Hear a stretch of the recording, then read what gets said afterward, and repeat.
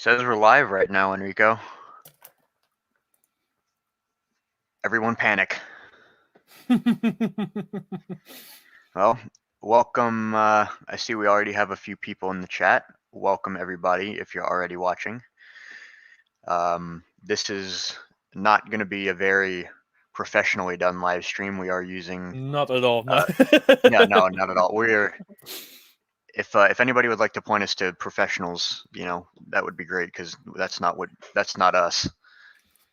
This is just going to be a chill live stream for people to come and hang out on and talk about Lego, talk about trains. I've got some building that I need to do, very obviously. Enrico's got some projects that he's going to work on. And beyond that, whatever topics of conversation you guys would like to talk about, Enrico and I have a couple. And we'll go ahead and get started. I will be building my personal copy of the Brickmania New York Central Mohawk that I received late last week. I've been very excited about it. Quite a box. Enrico, what will you be working on first off? Well, I do apologize for the entire mess that my attic is currently in. That's I'm okay. moving everything around and switching between new tables. But I will be adding lights to my new locomotive. Urban Aaron, a great friend of mine, added these lights I believe a month ago. And the extension cables arrived this week, I believe. Nice. But I didn't have any time to fit them to the locomotive, so I'll be doing that. And I'll also be programming all the lights in the PFX Brick app on my laptop. And I might move the entire camera to my new tables and try setting up my turntable if everything goes correctly. But I do need to move quite a lot from downstairs to upstairs, so it will be a lot of exercise for me. I'm not sure if I'm interested in that. Well, I'm happy to have you on the stream. I'm glad that we could work this out. It's been a while since we last streamed together. Yeah, it's been a very, very long time since I last spoke to you through any online conversation. Yeah, of course, through our chat, but not through any live stream with mics or something like that. Indeed. Well, I'm glad we can make this work, and hopefully we'll be able to do it again, because I definitely have, in addition to the Mohawk, I've got a boxcar caboose, a flat car, and a tank that I can build. And I'm certainly not going to be able to get this engine done today. So you get way too much. We need to do this more often. I know. It will take a lot of takes before you're finished building with that. Yeah, I know it. I'm almost sad about opening this box up just because it's so nice, all packed up in there together. But I'm going to try and... It's really good. Oh, yeah. I'm going to try and do a little bit of explanation about the Mohawk while I build it and stuff. So that was just my goal. So my goal for this stream was just to build the Mohawk. And then I talked to Enrico recently, and he said, yeah, I'm down for stream. And I said, yeah, come on up. So we'll just do a chill live stream. So this is what I've got going. So I developed the Mohawk kit with Brickmania over the course of the majority of 2020. And this is finally the final version, and I've received my own copy. I got box number 1. I also signed the box. I visited Kale. Value. Yeah, well, extra collector's value. Yeah, I know. It's probably worth less as a collector's item now.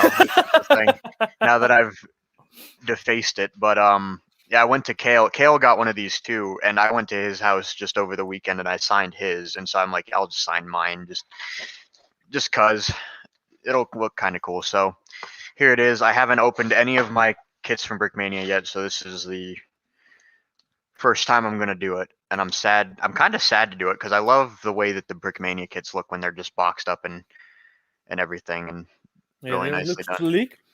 And something you definitely want to see in a toy store. Definitely. Or a general model railroad store. Oh, this is something else. So they've changed a little bit about their instructions. Well, firstly, this is large and spiral bound, and secondly, you got a different cover on it. So that's pretty nice to look at. And then many bags. there's at least 4 bags. Yeah, it looks like 4 bags. Looks like bag D is the electronics. Oh, they did include a remote with it. That's nice. So comes with everything in it except for track, of course.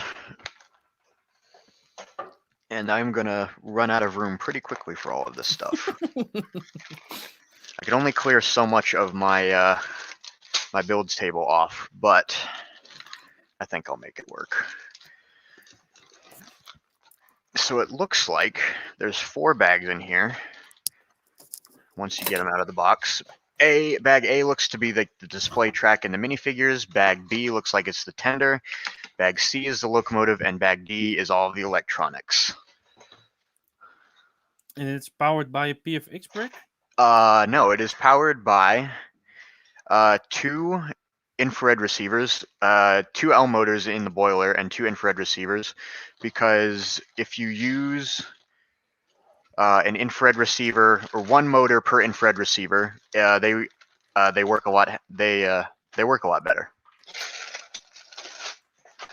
And then it uses a custom 7.4 volt battery, which is very similar to the Lego rechargeable battery, but better performance characteristics. It'll last a lot longer in operation.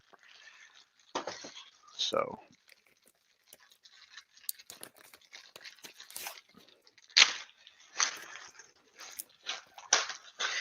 I see we have a lot of people in the chat. Thank you all for watching.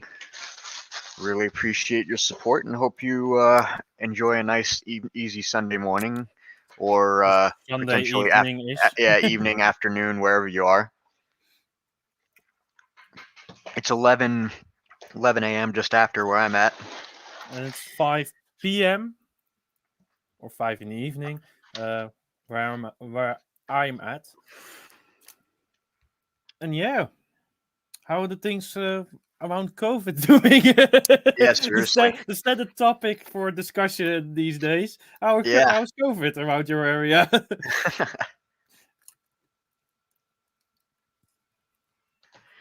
Indeed. It is it's not terrible here. I mean, you know, we're still trying to be pretty mindful.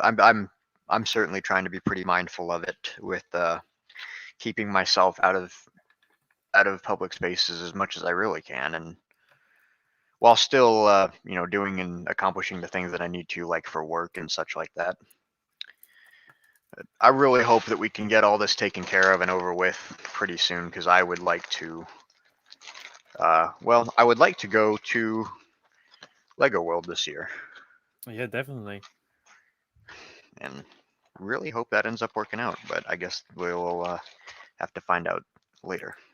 And for the people who don't know it, Lego World is the biggest, one of the biggest European Lego shows. And Glenn and I discussed him joining last year, and unfortunately it was cancelled around April, I believe. Yeah, it was pretty early on. Pretty early on, yeah. They were quite early on that. Thankfully, before I purchased a plane ticket. Yeah. Though early on enough, I guess you could say.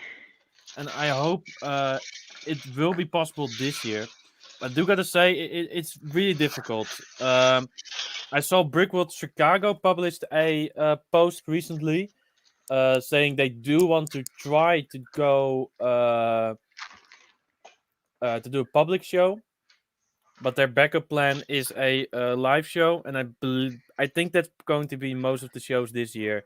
A live stream kind of show, because it's not possible for yet. We're too enthusiastic to organize anything this early. I think you will be correct. I guess we'll just have to find out. But remote. Sorry, I'm reading the chat. So Zala is building an S160. That's good. I have always, since building an S160, I love to see more of them. So I hope that I can see your final design at some point. That would be great. You are in Hungary. Excellent. I don't know if I've ever had I don't know what the term is for somebody from Hungary. I'm just going to go with Hungarian. Hungarian, yeah. Yep. Hungarian, yeah. I don't know if I've had a Hungarian viewer before, so welcome. Hope you enjoy. Big Bean would like to build NW 1218. That's a wonderful locomotive. It's one of the excursion stars of the 80s. I'm not sure if they ran it in the 90s. They probably did. Before my time, to be honest, but that's a wonderful engine. Kale, my friend Kale, did a wonderful job on a Norfolk and Western 1218 not too long ago. Um, uses the wrong size wheels, and if he's in the stream, he'll definitely agree. Welcome, Matt.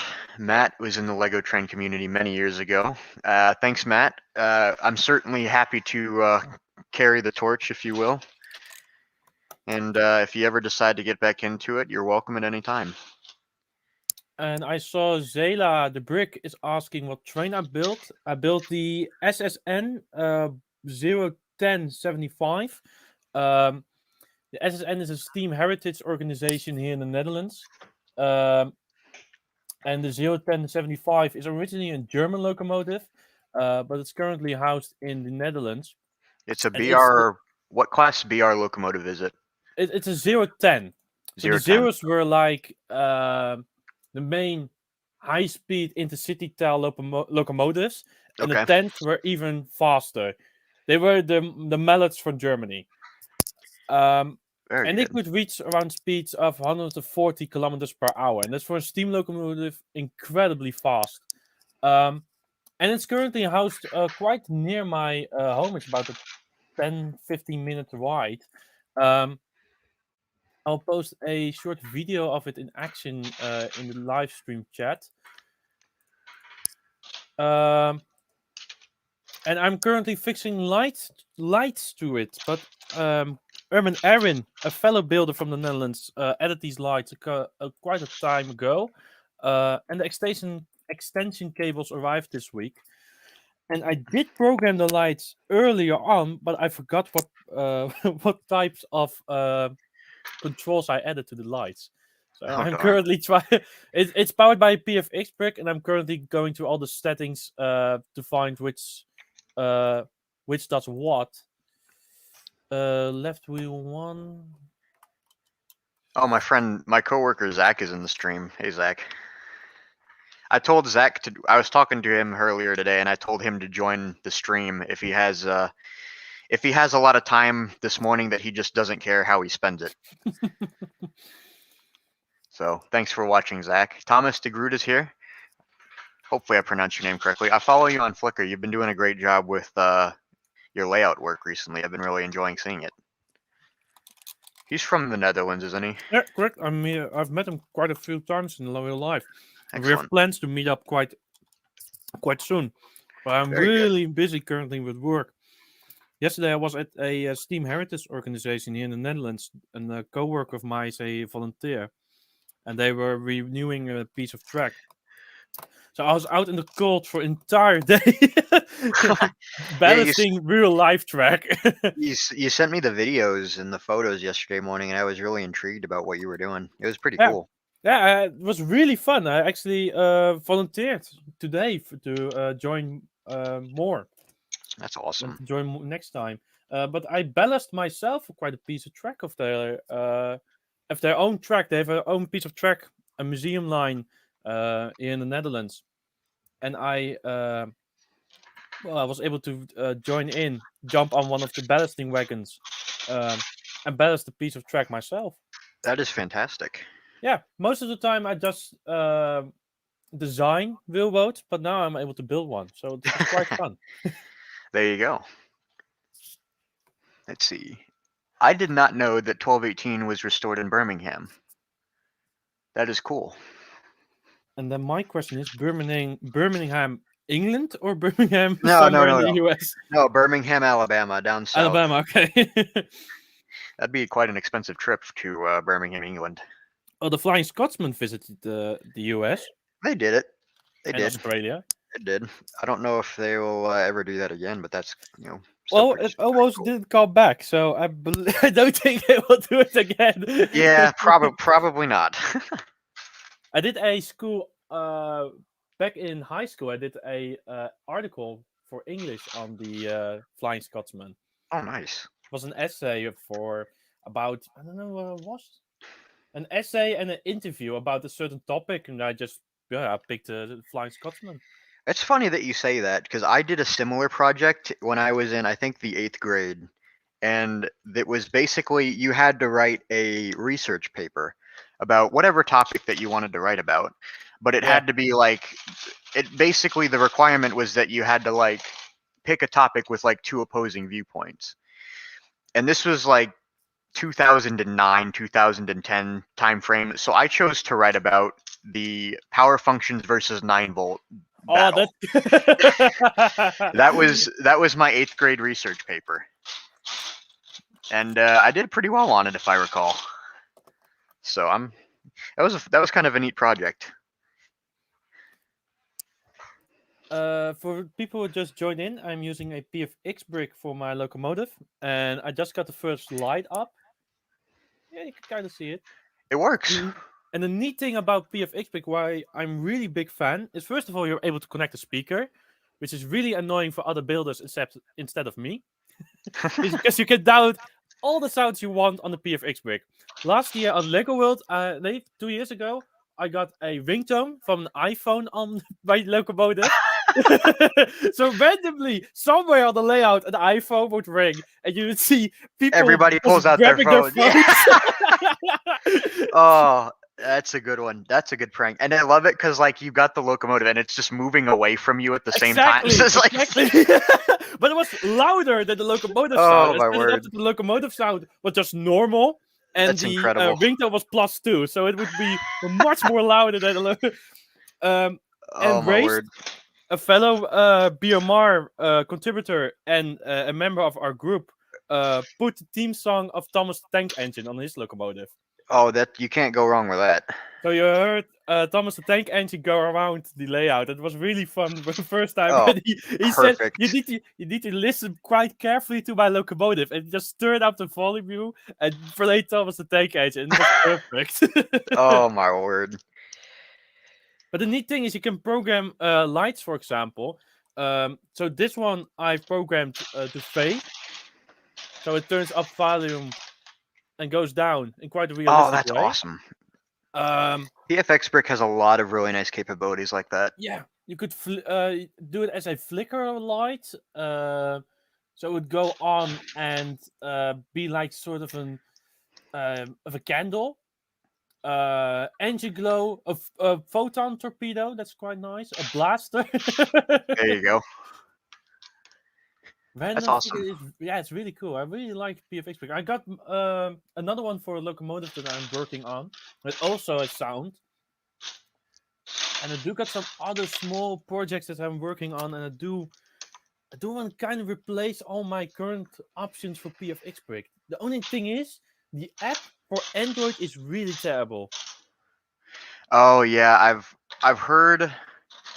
I think it was a gentleman in Ireland was voicing similar complaints online recently. Yeah, I think he's from Ireland. I don't remember. I got an old iPhone, which I use for this locomotive, and that works well, kind of decent. But Mm-hmm. Android, the app is really terrible, and I hope they update it quite soon. That would be good. I But at know the same Michael time, Gale is. He's got a yeah. lot of irons in the fire. A lot of projects that he's working on. But at the same time, I have the infrared version, and then using a remote is just as easy. I've probably said it a million times already, but I love that you can use the a Power Functions remote with the PFX brick. I Yeah. vastly prefer it to using my phone or any kind of smart device that has Bluetooth on it. Jonathan, hey, how are you today? I'm doing good. Hope you are too. Thank you for joining the stream.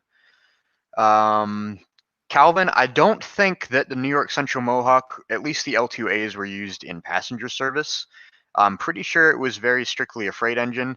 I could be wrong. I've never seen a photo of an L2A in passenger service, but I guess it could possibly have happened. They certainly would have been able to pull past at least some passenger trains. I believe that these engines were limited to 60 miles an hour system-wide on the New York Central. I don't know the reason for that, but I believe that was the decision that they made. Can you ask me something? You can ask me whatever you want. I might not give you. I might not be able to answer everything, but Well, also depends on the question, but you're welcome to ask. Building a caboose and you don't know how to make the ladder. Look up some cabooses that other people have built. There's one thing that I've found about um, particularly cabooses is that everybody has got their own best way to build a ladder, and there's got to be something online that you find that works the best in your situation. So or I would definitely or that extra challenge could be to try something that other builders haven't tried yet. or that yeah. Take inspiration, or if you find something that just happens to work really, really well, go for that. Oh, definitely. Nothing wrong there. Oh wow, that's a pretty neat comment from Conrad. He said I believe the New York Mohawk was horribly unbalanced and caused a horrible ride for passengers. I think you're thinking about. Also, hello, Conrad. I'm glad you could join. I think that you might be thinking about the H10 282s.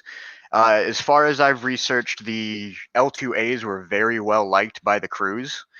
Um, they were actually the favorite of the. I believe they were the favorite of the entire early generations of Mohawk. So all of the L1s and all of the L2s, I believe they were liked the most. The H10s I know rode very horribly at certain speeds. Could be that you're thinking about instead. But I definitely do think that New York Central had riding problems with some of their locomotives. Did you see the locomotive that we used yesterday for ballasting the track? I did Did you see see the that. pictures? That looked like a British prototype. Correct. Yeah, it's a British class 08, which the British left after the war, and Nice. the Dutch authorities bought and built quite a number of them. I'm trying to share a picture, but I never rode on one of those, and it was really fun. The other guy said, "Well, jump on and let's head to the track," and it's really similar to a Disney ride. Believe me, Is it really? standing there, it's just like one of those Oh Disney my rides. word. It's jumpy, hot. There are noises everywhere. I probably could have guessed that, but it makes a lot of sense now that you say it. It's definitely a switcher. Definitely, it's not built for the main line. I'm trying to share a picture, but maybe the Let me link. see if you can share your screen, and I can highlight you in the stream. Share screen. Share screen. I've never used the streaming software before, so you have to bear with us a little bit. Chrome, Facebook, share. But the last Yeah, time this Enrico looks and I better. did a live stream, it did not work out as well as this. So Are you able to see it right now or not? I can't see it on my end. Oh wait, hang on. Yeah. There you go. Now we can see it. All right. So we were That is a using really nice photo, by the way. I love the way that looks. Yeah. So the story is a coworker. Oh, that's the wrong way. A coworker of mine works as a volunteer at this heritage organization in the Netherlands. They got their own piece of track, and they were rebalancing quite a bit. As you can see here, there was around 400, 600 meters. No idea what's that in the imperial system. I'm not sure. I No, should. I'm not. I shouldn't. I should know, but oh well. It was quite a while. It was quite a piece. It's a long way. And they were quite a bit short on staff, and he asked if I was interested to join. And I said, "Well, sure. I've got nothing else to do on a Saturday." I love that response. It's like, yeah, I've got nothing better to do. I'll Got come nothing help you. else to do. I'll come help you reballast your railroad. Sure, let's go. Yeah, sure. I got nothing else to do. I'll hop on and I will rebalance your railroad. No problem. Going to the pictures. So that's a different work. But yeah, the story is that they were suspecting a massive snowstorm in the evening, and we needed to finish this piece of track because I don't know how you translate. There's a machine that we have here in the Netherlands. we call it and damn it, now I even forgot the Dutch name for it. A stop machine. It's for getting the ballast on the track. Let's see if I can Um, find a picture of it. I'm not sure if we even have that on in America. we've Not got in Britain, similar but machines. I don't know the technical term for them. That's a little bit outside of my general realm of knowledge. Even though I work in the rail industry, I should know these things, but that's not one of them, unfortunately. But if you need, if yeah, you I got have any yours. problems with railroad spikes, I can fix those problems for you. And if you want to build a new railroad, Yeah, you let me just call know. Enrico. Call me. This is all of Yo, our we could competitors. uh, we could start up a railroad construction consulting company. Definitely, definitely. BMR is going to real railroads this Yeah, that's time. right. That's right. Exactly.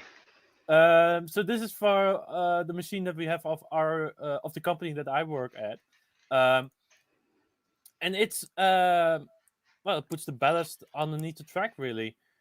Um, and a different contractor was going is today or tomorrow was going to test their machine on that piece of track. So the ballast needed to be there at the end of the day. But there was Mm. a massive snowstorm going into the Netherlands yesterday evening, and it was around 5 p.m. And it's an hour drive for me.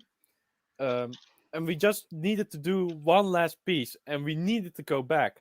So we went back, and on the way back from the track, all the ballast was done. The train was empty.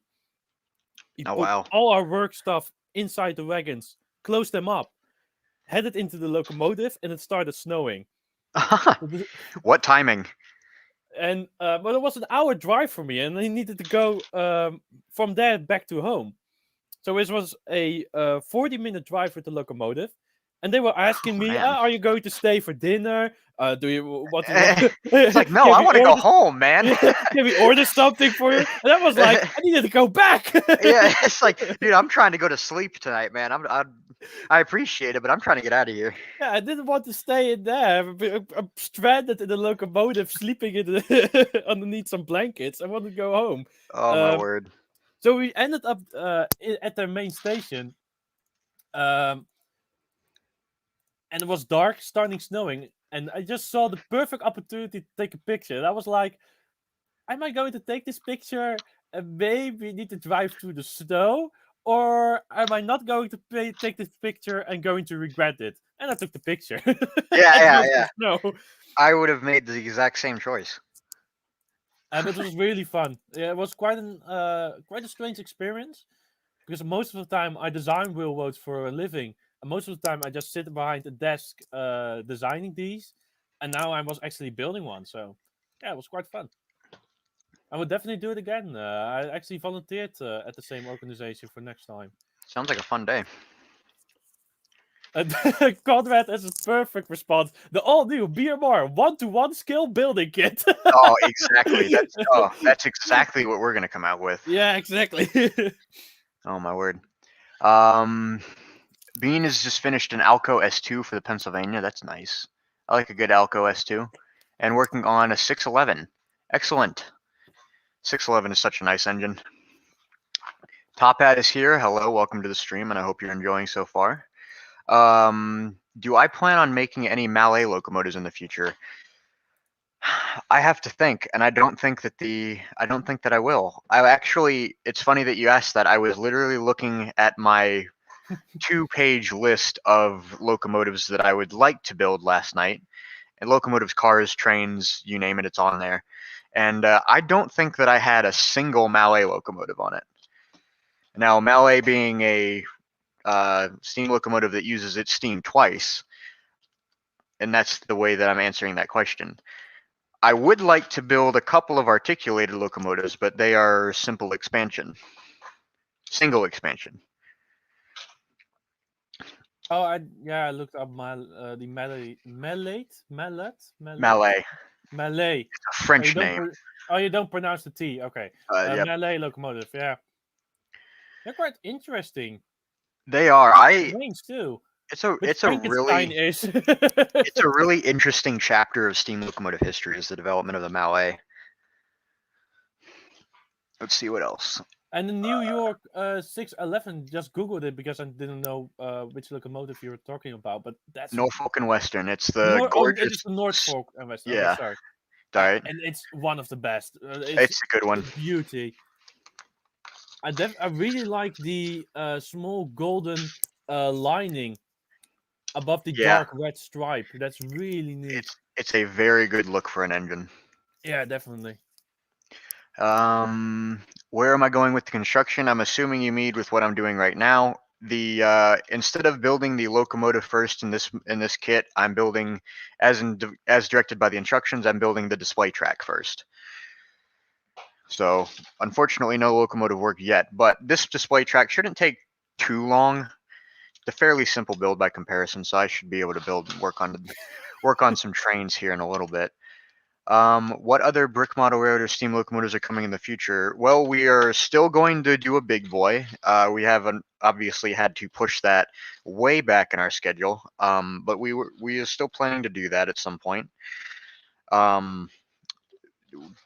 Don't have any other details for you right now, but that is still something that we are definitely planning to do.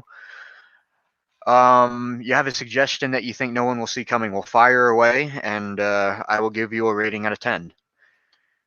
CNR 6400 is better than the 611. Well, Calvin, I know that you are, I believe you are in the Great White North, so that answer does not surprise me. I need to Google that. I believe that it's, I think I know which one you're talking about. Get an image on the stream when you can, Enrico. I want to see if sure. I want to see if I'm I'm right. not a big fan of the sand green, olive green-ish stripe, to be honest. That's exactly what I was thinking of. It's an interesting. Paint it dark red. Dark red. You think dark red would be better? Or white, black and white. Or white, yeah. Yeah. I could see that. I don't like the front shape of it. I've never. What's this? I don't. Not even that. I think it's just a bit too flat for my liking. I like my streamlined locomotives to be a little bit more flowy. I don't know the words, but like kind of swept back, kind of look shovel nose. Thank you, Conrad. That's what I was trying to think of. Basically, if it's not the Crusader, I don't like it. That's a lie. That's a lie. I like other streamlined locomotives beside the Crusader. Kelvin, since you mentioned the CNR 6400, yep. Could you explain what the top piece on top of the boiler is? Strasburger one's here. This is John. He is a wonderful Strasburg Lego modeler. Very skilled in his department. John, good morning. Welcome to the stream. I do like the tender. That's really I do like the tenders that they put on there. Oh, this is a way better color. Oh, dark blue. Yeah, Glenn, you need to build this one. Yeah. It's a pass from me. I've got other locomotives that I like more, but that dark blue is actually pretty sharp. Dark blue is way better. Yep. I do like that a bit more. It's a Challenger, but not Union Pacific. Well, that rules out a lot. That leaves Western Maryland, Rio Grande, Clinchfield, I think. Trying to think of all the other ones. D&H. Who else used Challengers? I think that's most of them. Well, it's got to be one of those. Rio Grande L105, man. I don't know if I would like to build a Rio Grande locomotive someday. I don't know if I'd build that one. 6400 was painted in dark blue for the Royal Train in 1939. Well, that's a good look for that engine. Yeah. Now we need to know what type of train it's going to be. Yeah. A Royal Train. What do I think about the T1 Trust, and are they going to? Do I think that they're going to make it, or are they going to make it? And they are going to make it.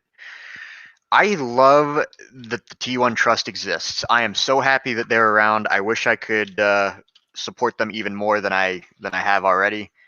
But I am a big fan of the idea of producing a brand new Pennsylvania T1. T1 is a case study in the final moments of steam. It was a very, as far as I've as far as I've known, it's a very like kind of last ditch effort by the Pennsylvania to use steam power effectively. And the T1s, I know they were pretty successful, but they were just kind of came around too late, unfortunately, and the diesels were already taking over. But I'm very excited about the possibility of being able to see a T1 in my lifetime. I really hope that they finish it, and I will support them at every chance that I get to do so. I'm looking at my LED lights, and I have a feeling the front lights is a bit more yellow, and now it's difficult to see. The front lights are a bit more yellow, and the back light is a bit white. No idea why, because they needed to be the same LEDs. There is a couple of different. There's a warm white and Yeah, a like a more true white yeah, I LED that believe I know. this back one is the true white, and the fronts are warm white. But it was probably wrong package because the all of the LEDs were warm light. Mm. But another problem, the back one is not going to be used that much. So. There's an S160 in Hungary. That's fantastic. There's S160s everywhere. It's awesome. I love the fact that so many of them were made and so many of them survive, and it's even I love it even more at the fact that they were not necessarily built to last.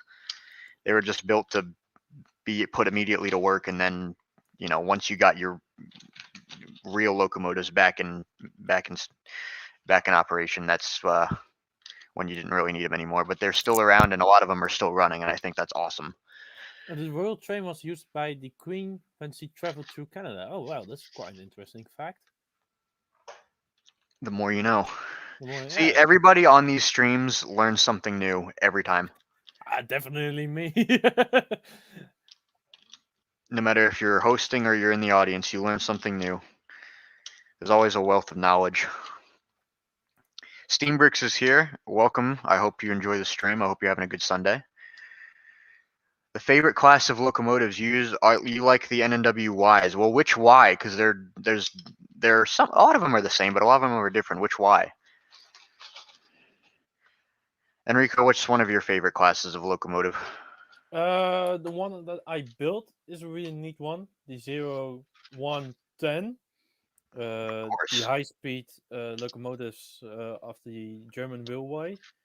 Um, How can you but not like that? but a lot of British locomotives do look really good. They have a lot of interesting colors: Flying Scotsman and Mallard. The A3 Pacifics, the A4 Pacifics they're beautiful locomotives. I do love as I wish that I had the skill and the know-how to build my own version of a Grizzly Pacific, but I just don't think that it's going to happen anytime soon. I love the amount of engineering that went into those locomotives, and they are some of, in my opinion, I think they are some of the best locomotives that were ever built. It's a wonderful. The whole Grizzly A class is an incredible fleet of locomotives. Y6Bs are your favorite, of course. The last hurrah on the Norfolk and Western. That is the last. Oh shoot! Drop my instructions. That's the last class of Ys to be developed. Is the Y6Bs. That's the very tail end of it, and they were very successful. Very, very, very powerful locomotives.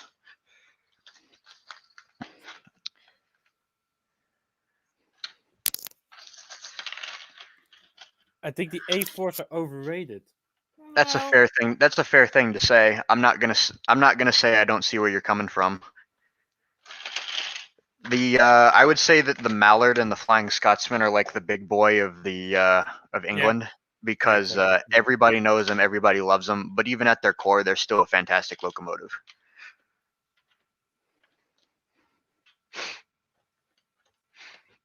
S160, I was told, is called Truman 41118. I have not heard of that.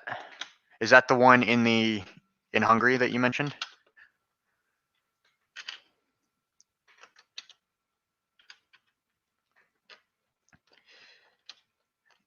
Go to a border review. Well, enjoy that, John.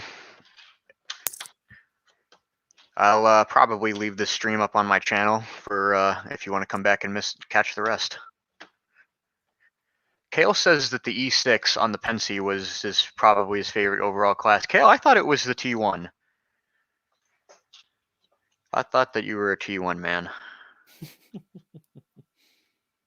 Could be wrong, but no, Kale likes the T1s.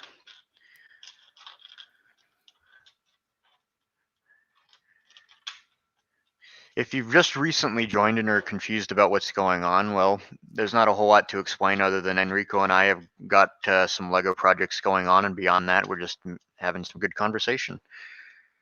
About surprising facts, Lego and trains. Exactly. What more could you want? It is the one in Hungary. Okay, cool. Now I know. Thank you for telling me. Eventually, I'm going to get this display track done, and it's going to be great.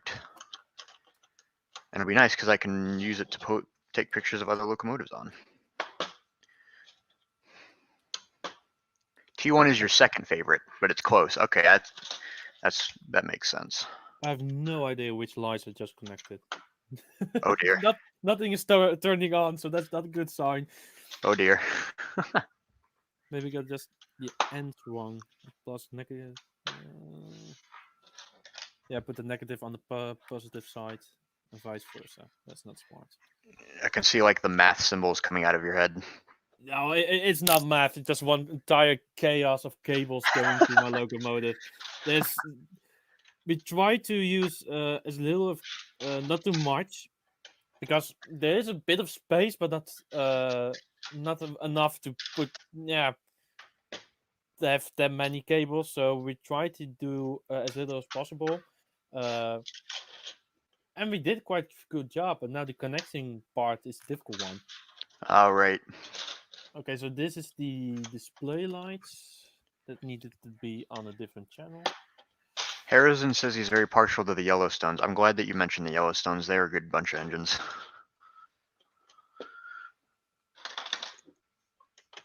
Gotta have something big to move iron ore through Michigan.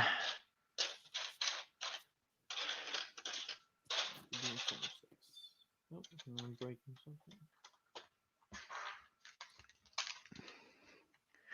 I did not get to see the big boy, unfortunately. I had the opportunity to do it, but it didn't work out, unfortunately. I'm sure that I will see it at some point. I've seen two other big boys, though. I've seen 4006 in St. Louis, and I've seen 4023 in Kennefic Park in Omaha. And I saw the 4014 in Cheyenne, Wyoming, back in 2008 when I was a little boy. 2008. Was it 4014 or was it what? What's the one? I think it's 4004 that they have in Cheyenne. Yeah, did I get the number one? Yep. Quick second, I will try I to could be look wrong. it up. Cheyenne. Oh, big boy Cheyenne. Best Buy store. No, not the Best Buy store. I'm not. Yellow Pages. No, that's definitely not what I'm looking. I didn't see this before. This just caught my eye. Oh wow! Look at that. That's cool. The inside back cover of the instructions, and I want that as a poster. Yeah, I really want that as a poster.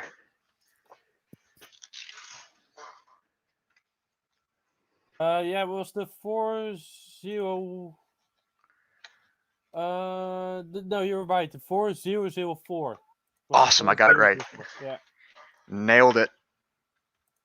And the 4014 or 4014 is the one which was restored. Yep, that's correct. That came out of the Rail Giants Museum in California, I believe. I believe it's Rail Giants. They've also got a 9000, which I am so happy that one of those survives. You saw the 4014 in Chicago, man. I wish I could have been there. Did you ever see the series Hell on Wheels? What's that? The AMC series Hell on Wheels. Did you see? I have seen that. It's a pretty good series. Yeah. Well, the fun thing is they mentioned they were building Cheyenne in that series. They were.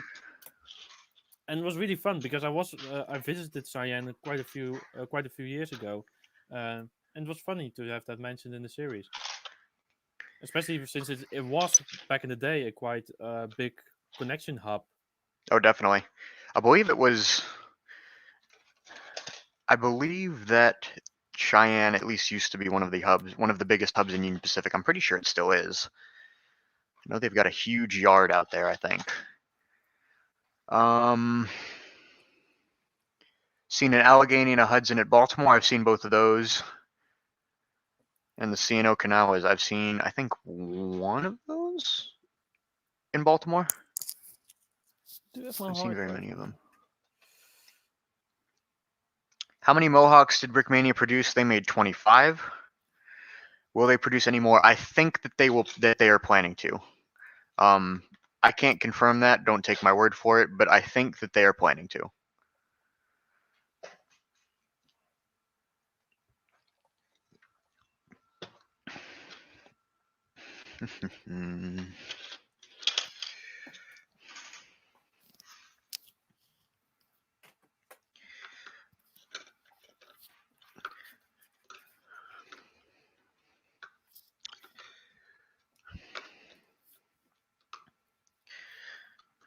I wish I had the space to display my prototype model up on that wall, but I don't. IKEA has some great shelves for that. I'm planning to buy some for myself. That'd be good. I've got a bookshelf off to my left, and I put a lot of models on there. My Brickmania Blackbird I have sitting on the top, and it looks pretty awesome. But Yeah, my ex-girlfriend always said your locomotives are always in the box and I'm never able to see them. yeah, it's a shame. So I was like, yeah, a bookshelf or something like that would be great for just having them displayed. On the other hand, it's easier for them to catch a lot of dust. Yeah, that's true. You're right about that. This is the cabin lights. Oh,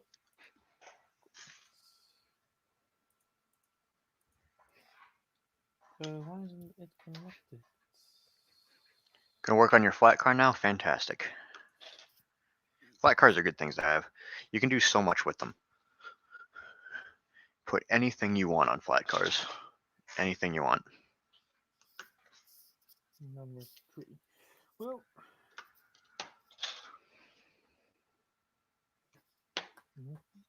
more light.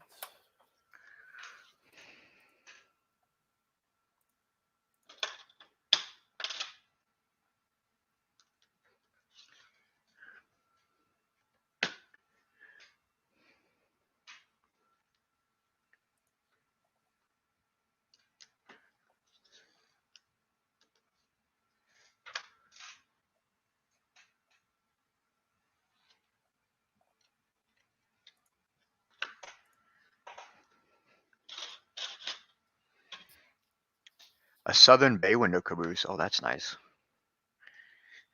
I like bay window cabooses. I don't know why. They're neat.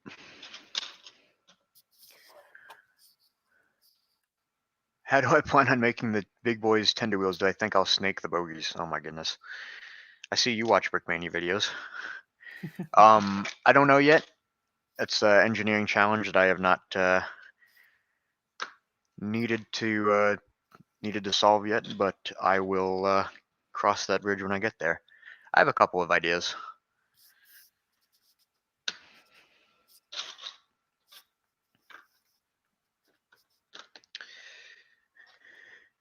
Enrico's in focus mode. Yeah, I was confused what happened, but That's I all got right. everything worked out. The cabin light is now installed. Uh, I believe this is the last one that I needed to do, and then I need to take some good pictures. I was planning to take some pictures in the snow, but it just kept on snowing today. I'm not really in the mood for my all my electronics to get wet this time.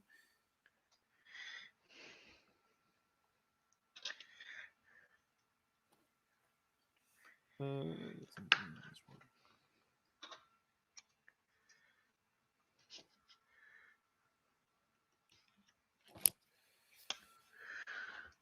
Just a lot of plate building right now to connect all these plates up to be used in the display track, and then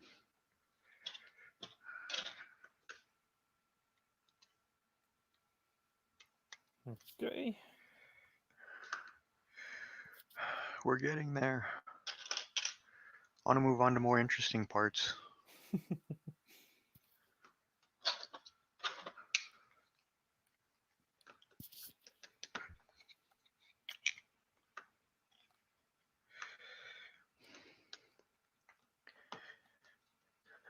Centipede Okay. tender for a Hudson. Oh boy, that's hardcore. You want a super Hudson, one of the big ones.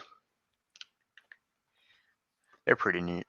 I'm a little bit more partial to the older style Hudsons, but nothing wrong with the super Hudson. For the Brick Trains Award this year. Oh yeah, for train awards, we're about an ankle deep into those right now. Yeah. Seen a We're lot of really good submissions so far as well. well, the good thing is to see, and there are so many entries this early on, actually, because we're just 7 days in for people to post entries. And there are already so many good ones. I just There went to are. the the entries list today, and it's going to be a difficult one this year. Last year was difficult, but this year is going to be even more difficult, I believe. Yeah, I certainly agree, certainly think so. I've seen some of the entries posted, and there are a lot of good ones out there so far. I'm looking forward to seeing all of them.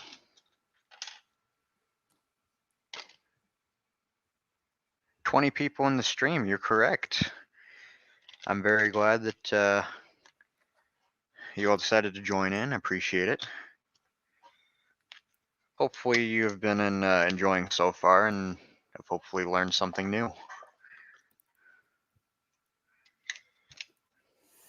Okay, now it comes the difficult bit. Getting all the cables into a very small tender. Sounds like fun. Well, I like these cables more than the official Lego one because they're so tense. You're not able to bend them easily. Oh yeah. What's the best curve radius to run trains on and look realistic? Larger the better. R 252. Yeah, yeah. There you go. That's the most The realistic one. the larger the better. Yeah. But for layouts, we use as our group uses R88, excuse me, plus, and preferably R104 and R120, 120. Yep. Anything smaller is just it could work for small shunter yards, or tram lines, metro lines. If But if you make obviously there's some locomotives and cars that can go around that you would want to go around much tighter spaces, and that's obviously when you would want to use those. And light rail systems or shunting yards, yeah, like Enrico was definitely. mentioning. But for mainline locomotive, I would say R104, 120 are perfect.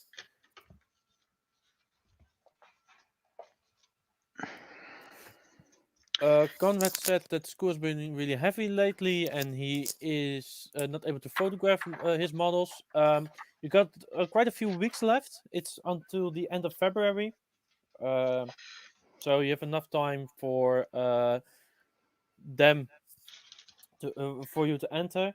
Um, and if you enter on time, we will probably share your entry on something like Facebook. And Zela's asking if you like the crocodile locomotive clan I from love the Lego crocodile itself. locomotive. I love the crocodile locomotive. It's a very well done set, even for trying to keep a lot of the playability inside of it or in it. I know they have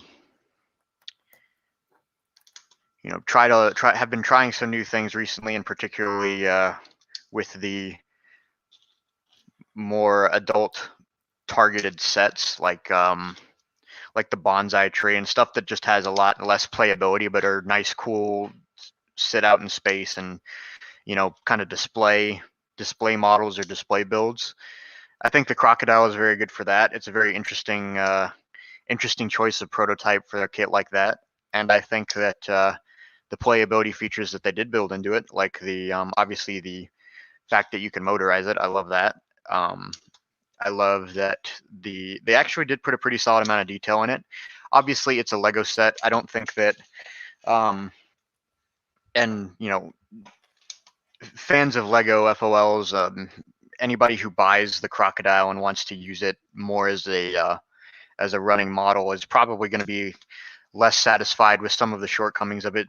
One of the big ones being the gaps between the body of the cab and the ends on either side. And there have been a lot of people who have fixed that and posted their solutions. So I don't think that it's a terrible problem to overcome anymore. And overall, I think it's really fantastic. I'm very glad that Lego has made it, and I'm very glad that hopefully they find and agree that it was successful, which means that hopefully we would get more trains like it in the future. A good sign is that it's really it's sold out almost every time here in Europe. I believe so. I think It's really difficult to come by. it sold out pretty quickly here in the US. I was actually pretty lucky to get one.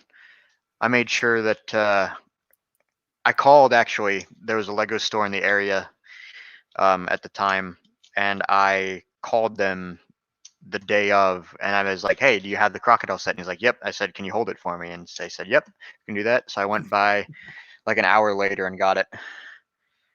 I was very glad to, because I don't think that they had very many more after the time that I got there.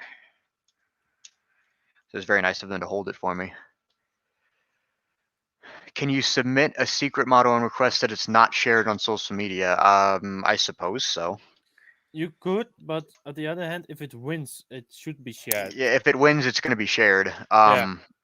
I don't. I don't remember the terms and conditions off the top of my head, but they might give you a better answer. Am I going to put a motor in my train? Who's that question for? Alpha. Hey Dawson, welcome to the stream. Glad you can make it. Dawson's on a chairlift right now. you must be skiing today. It's perfect location to watch this. Exactly. It's I mean, what else are you gonna do? I mean, if you've been skiing or snowboarding, what else are you gonna do on a chairlift other than enjoying the view, maybe? yeah, enjoy the scenery, have a snack, watch two nerds building Lego. Yeah. Sounds like a good plan. Dawson is a wonderful aficionado and modeler of North American New England steam. He's done recently. He's done a very good job on two main central 280s that have turned out very, very nicely.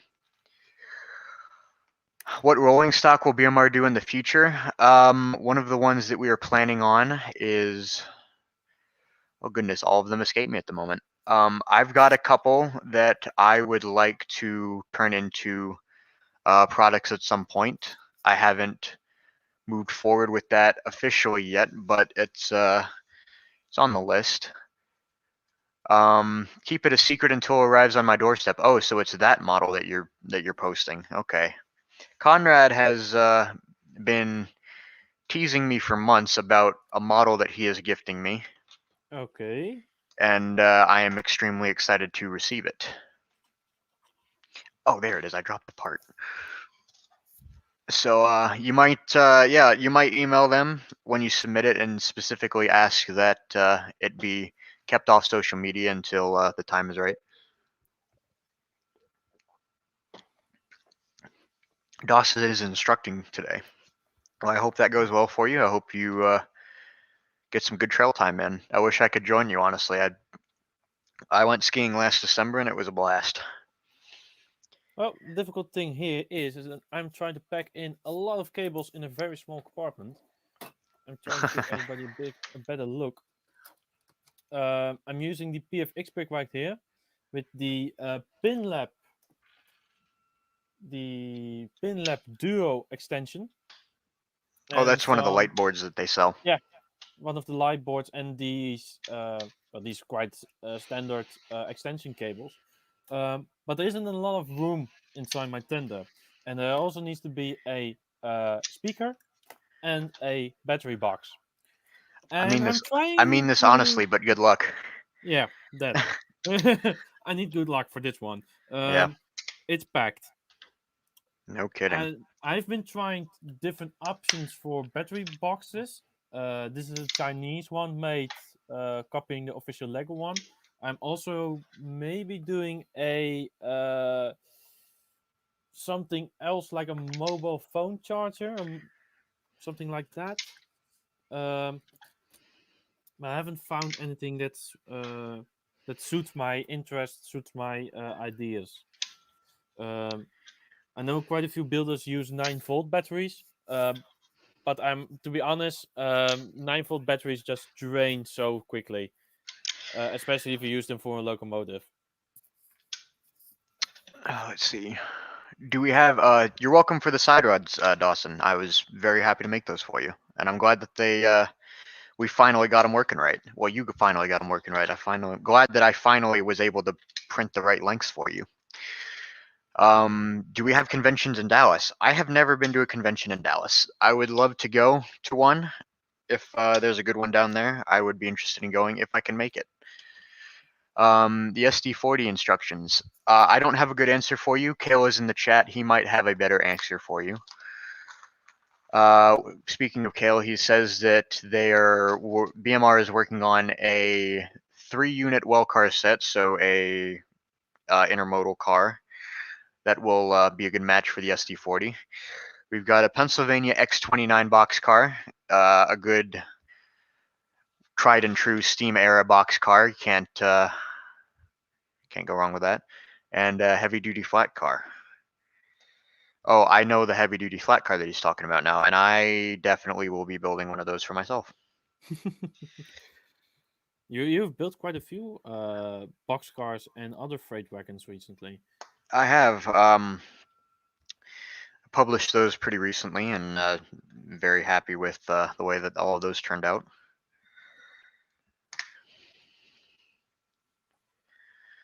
First time skiing was near Quebec. I would love to ski in Canada. I'm sure that they've got a lot of good trails up there.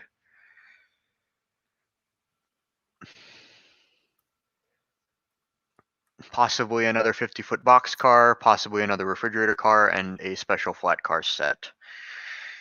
Plenty to look forward to from Brick Model Railroader. Ah, damn it. And we're also have got a special project. Enrico, you probably are aware of this, but we've got another special project going on that hopefully we'll be able to make more progress on. But we've got plenty of things to work on at Brick Model Railroader.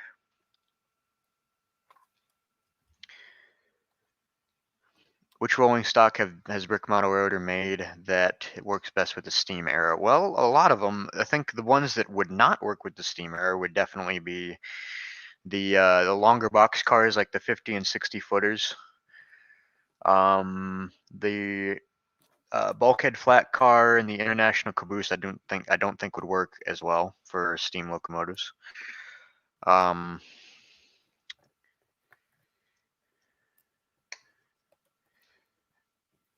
You're on the lift and 7470 is passing behind you across the street. Man, I really wish I could be there right now. That sounds like a fun afternoon. You're getting more jealous at the minute. Yeah, exactly. 7470 is a preserved 060 steam locomotive up in New Hampshire. Well, that's a I've quite ridden. interesting question. Someone is asking he's building an Ontario Northland 462 Pacific 701. But where to start in a 1/48 scale build?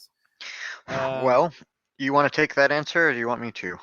Well, my answer would be try to find scale drawings or pictures which have a lot of details, which you can measure things in. um, there is a good website which damn it, how is it called? Serial. Oh, so yeah, Serial's model scaler. Yeah, that's a really good website. I just put the link in the YouTube section. I use that one quite often. Um, Try to look up if other builders have built a similar locomotive or have built the locomotive. And don't copy them, but use them for inspiration. Maybe look what their solutions to different problems was. Um, and if you can, try to look up the real locomotive in real life and take some detailed pictures of interesting details. Uh, yeah, And you got everything I would say. and just try. I my Yeah. Don't be prefer. afraid to try new things. Yeah, most of the time I start digital building in LED or Studio or Eldro, just to get a rough sketch of what the locomotive is going to look like, um, and then convert that to building in real life. And then most of the time, when building in real life, you find things you didn't think of during designing, like extension cables for lights that need to go somewhere, or a way too big speaker box that needs to go somewhere. Um, and yeah, just try. That would be my recommendation. That would be about what I recommend too. Calvin is very excited to see another fan of the Ontario Northland, so I'm sure you two will have plenty to talk about now. Kale says that the SD40 instructions are almost ready. Should be going to print this week. Better right than right now. I would definitely agree with that statement. Yeah. Great Smoky Mountain Railroad 1702. Well, the thing about that is that I built an S160 and GSMR 1702 is pretty much an S160. So it would be, I mean, you'd have to change the details on it, but that would Is be that just like a standard design which was copied by different companies, or I don't oh, I don't know. I haven't done the research on 1702. I really don't have an answer for that. Somebody in the chat knows. I would love to hear. Rula, you're asking if I have YouTube? Yes, my uh, I use both my real name and a pseudonym. Um, my real name is Enrico Lucy. You can find it on Flickr, but on both Facebook and YouTube, I use the Grand Brick Tour. And at Instagram, I use my real name. And my Instagram is a kind of mix of my friends, myself, and Lego and other things. And through YouTube and YouTube, Facebook, and Flickr channels, mostly trains, Lego, and things like that. There you I go. put the link of my YouTube section right there. And if you Google my name, Enrico Lucy, or the Grand Brick Tour, you'll find me quite often. He does a pretty good job posting what he's working on, and I always look forward to his posts because usually they're interesting, like the insane layout that you're working on right Oh, now. please don't mention it. Yeah, Yeah, I'm working on a turntable and roundhouse, which is going to be my project for this entire year. So the deadline is Lego World in October, heck yeah. uh, and I hope that I'll have it finished by then. What the current status is that I was starting in my living room for a couple of weeks, and now I'm moving everything up to my attic. So I'm busy moving everything up here and redoing things around here to make building easier.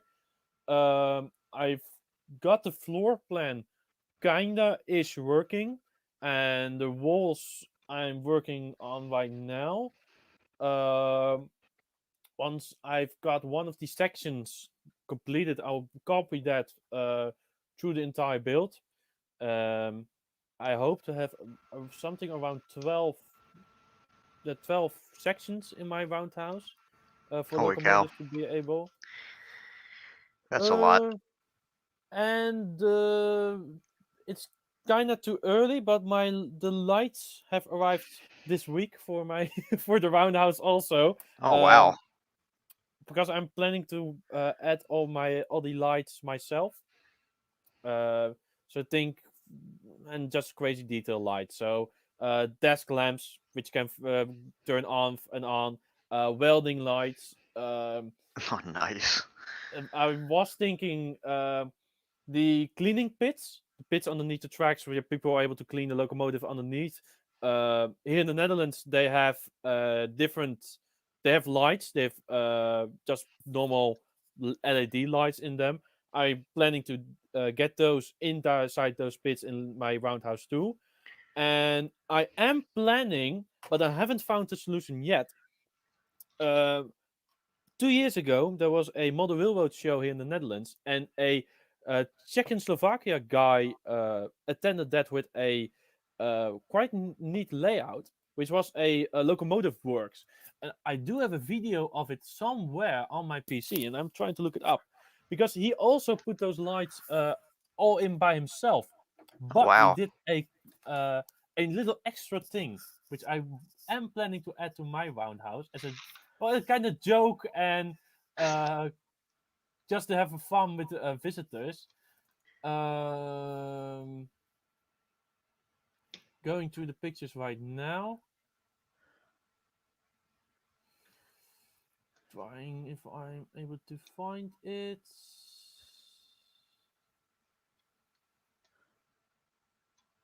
Yeah, got it. Okay, share screen, share screen, share screen. By full screen, audio. Yes. Can I share it? No, I can't. I can't share it. Technical difficulties, please stand by. Oh, yeah, I got it. Now you can stop standing by.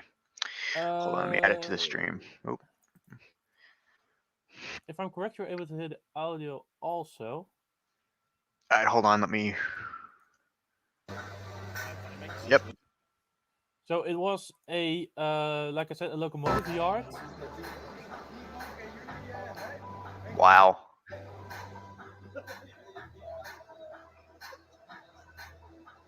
And it's RGB lighting. Yeah. Choreographic with the lights, Oh a my word. smoke generator underneath. So normally it would just be standard lights, but when you press the button, all of these, the music would turn on, smoke would pop up. It's really fun, and believe me, visitors just draw to it. That is I'm not sure hilarious. how happy the neighbors were, but I'm sure not very, but oh well. it was really fun show. And then, not sure if I got any more pictures of that setup. That's pretty cool. Yeah, that's the kind of plus thing. If I'm able to find the time and I'm able to put the effort in, I will definitely try to add those to the roundhouse. But just normal lights is my current objective. Getting it finished is my current Well, objective. there Light you is go. the plus. One step at a time. Exactly. It was a really fun show.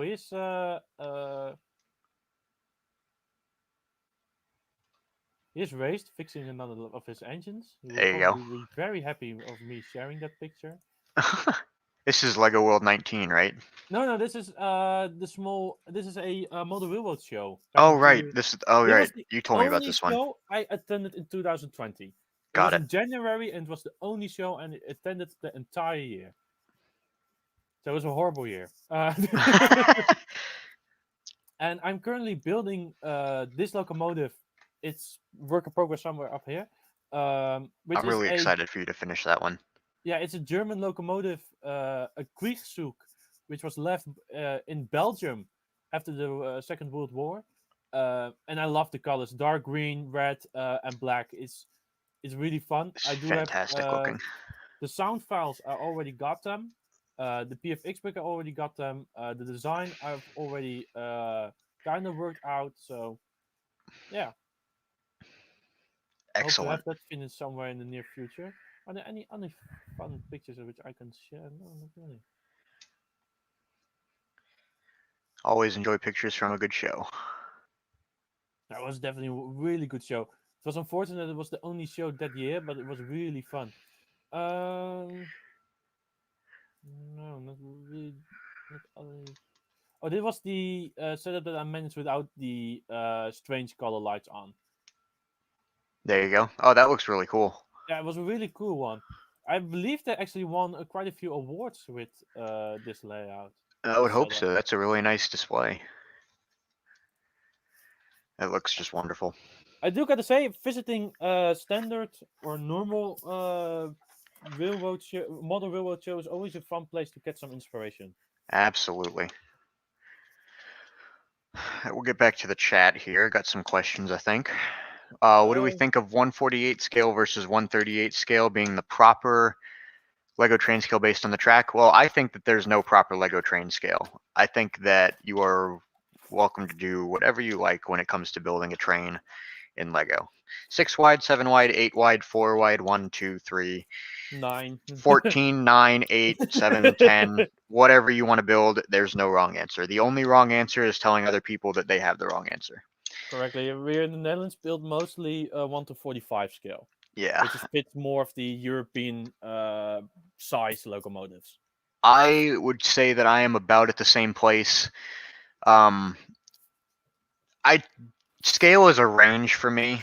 As long as something looks correct proportionally to itself, it looks pretty good for me. But I do keep scale in mind when I'm building. I don't want to have a locomotive that should be really small be larger, taller, longer than a locomotive that should very obviously be bigger than it. So there's my answer.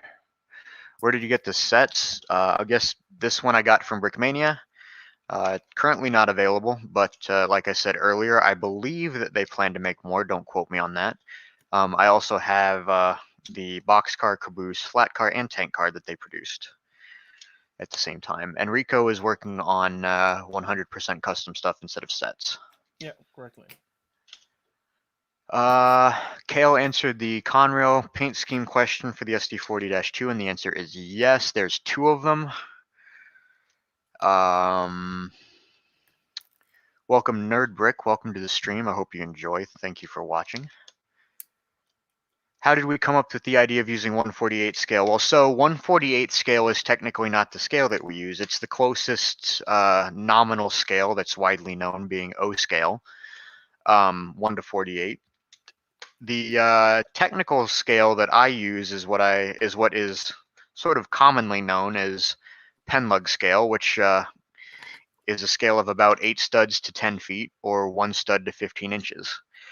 And that number was arrived at during the time that Nate Brill and Kale, well, mostly Nate Brill, I believe, were building the container port on the pen lug layout. This was several years ago at this point.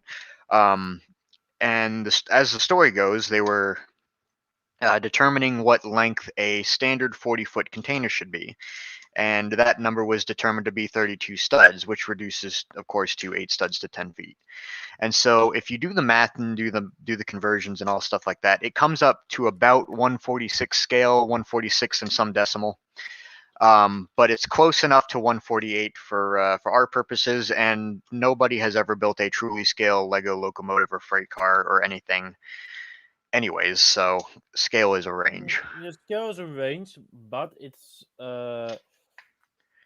we build 1 to 45 scale, and most of the time it's unfortunate that I'm cleaning up my attic, because most of the time we have those big scale drawings lying around, and you can actually place the locomotive on top of those scale drawings, so they're kind of on the same scale. However, you're free to interpretation.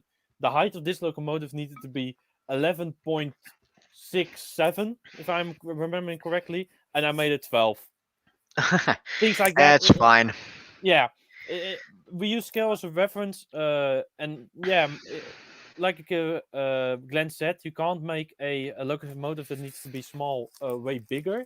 For 1 to 45 scale that we're using, most of the European locomotives turn out to be 8 wide in 1 to 45.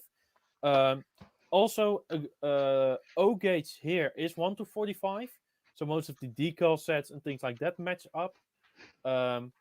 So yeah, that's kind of close enough. Yeah. All right. Display track is finished. That's pretty neat. Is there a name tag right in front of the display track? Is it what? A name tag of the locomotive? Or no, unfortunately not. Ah, Just a regular display track. 6 tracks long, plus about 4 studs on each end and 4 studs out. Big enough for a Mohawk. Set that back here. And now, onto the tender. Bag B. Now we'll actually be building actual trains instead of things for trains. Do a little bit of cleanup first before I get to that.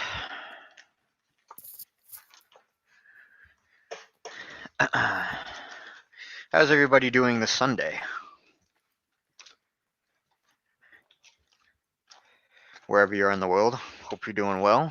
Thank you for tuning in. damn it.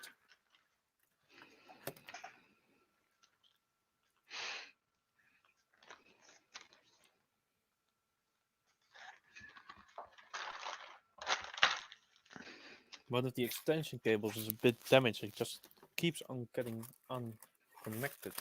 Oh, that's annoying. All right. Done with that.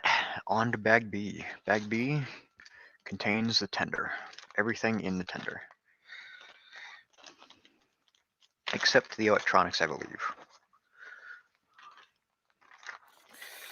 I'm wrong, it does. It contains the receivers.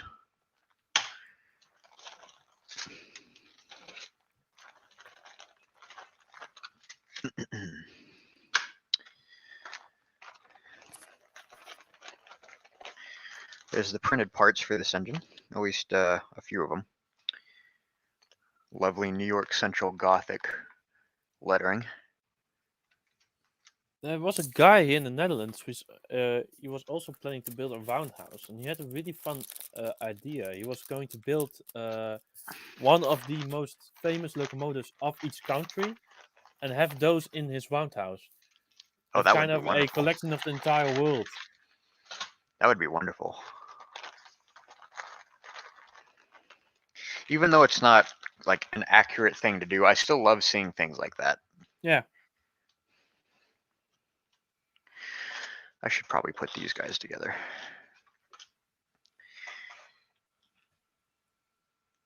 The Mohawk comes with 2 custom minifigures. An engineer and a fireman, appropriately. These, Are they based on anyone or just randomly designed?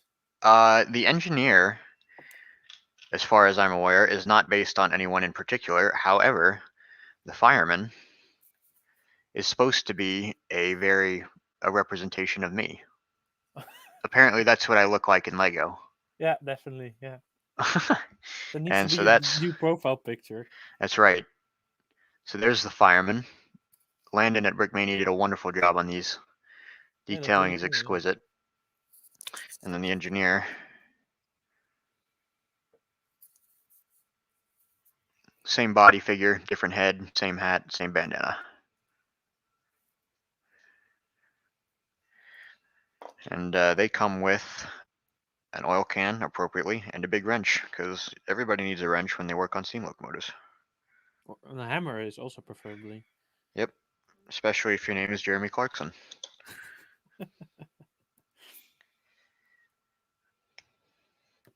All right, crew is assembled. Out of the way. One of my favorite episodes of Top Gear was when they raced the car, locomotive, and motorcycle through England. Oh, I watched that recently. It's so fun. It's so good. It's a wonderful episode. It's on Amazon Prime if anybody Yeah. has an Amazon Prime account. It's Oh. season 13, episode 1.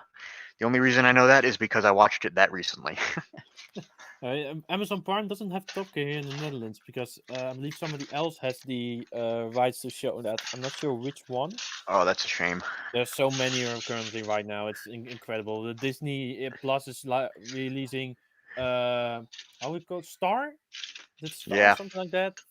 This the fun thing is not a lot of not each country does have Disney Plus. The Netherlands and both America were the first to have Disney Plus. Mm-hmm. Back when they launched The Mandalorian, only Dutch people and Americans were legally able to see that show. Wow. Which is a really strange market choice, but well. Seems so. I do not, unfortunately, have any tips on building a Heisler for you. I wish that I did, but I am glad to see that somebody else is building logging locomotives.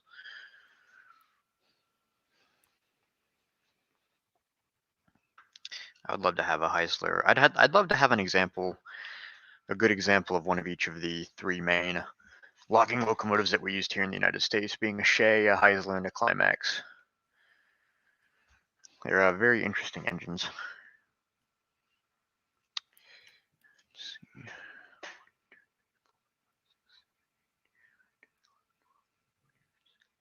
Gotta make sure I count out the amount of studs on that part right. I hate when like you're building something and from instructions and it says, oh, use 2x14, and you pick up like a 2x12 by accident and then like put it in there and then you build around it and then like, oh wait, that isn't right, and then you have to take it apart all over. Yeah, I know exactly It's annoying. what you mean. Oh well.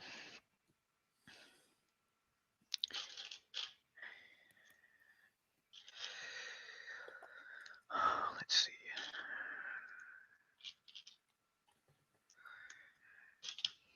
The biggest problem that I have right here is just the size of the battery box of Lego. It is It's quite so quite big much and space. bulky, isn't it? Yeah. It can certainly be a hard thing to build around. I mean, it's 4x8 studs by I think like 4 bricks high. It gets very annoying A very friend of quickly. mine purchased a Buiz recently, and it's bigger than a standard battery box, but it has the receiver built into it, and that's quite neat because you then have the entire receiver just phased out, and you're Is it just bigger or left with smaller? a bit bigger, I believe. Huh. I thought it was smaller. I could be wrong though. I It was don't just have the same one. size. I'm not sure. I think it's the same footprint but shorter in height. Yeah, yeah, I believe also. I don't have it myself. A friend of mine got it, Okay, but having the receiver just eliminated in of the setup is quite. It leaves up quite a lot of space. for sure.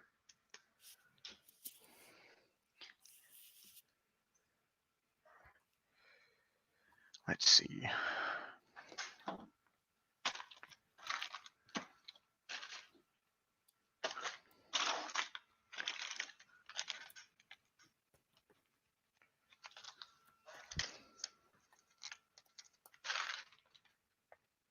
I like to think that I'm not losing my mind, but some days I fully believe that I am.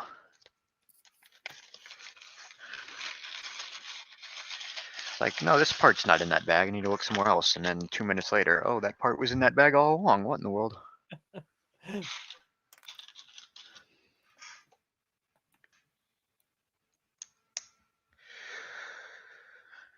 Let's see. What do I need to do with this piece here?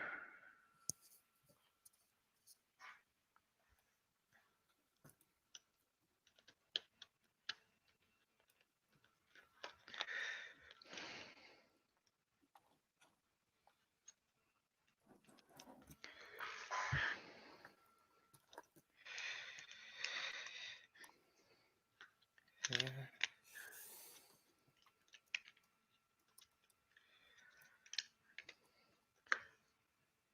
Best technique for building a rounded streamlined style plow using 1x3 rounded slow pieces. That certainly is a good good technique. Wait a minute.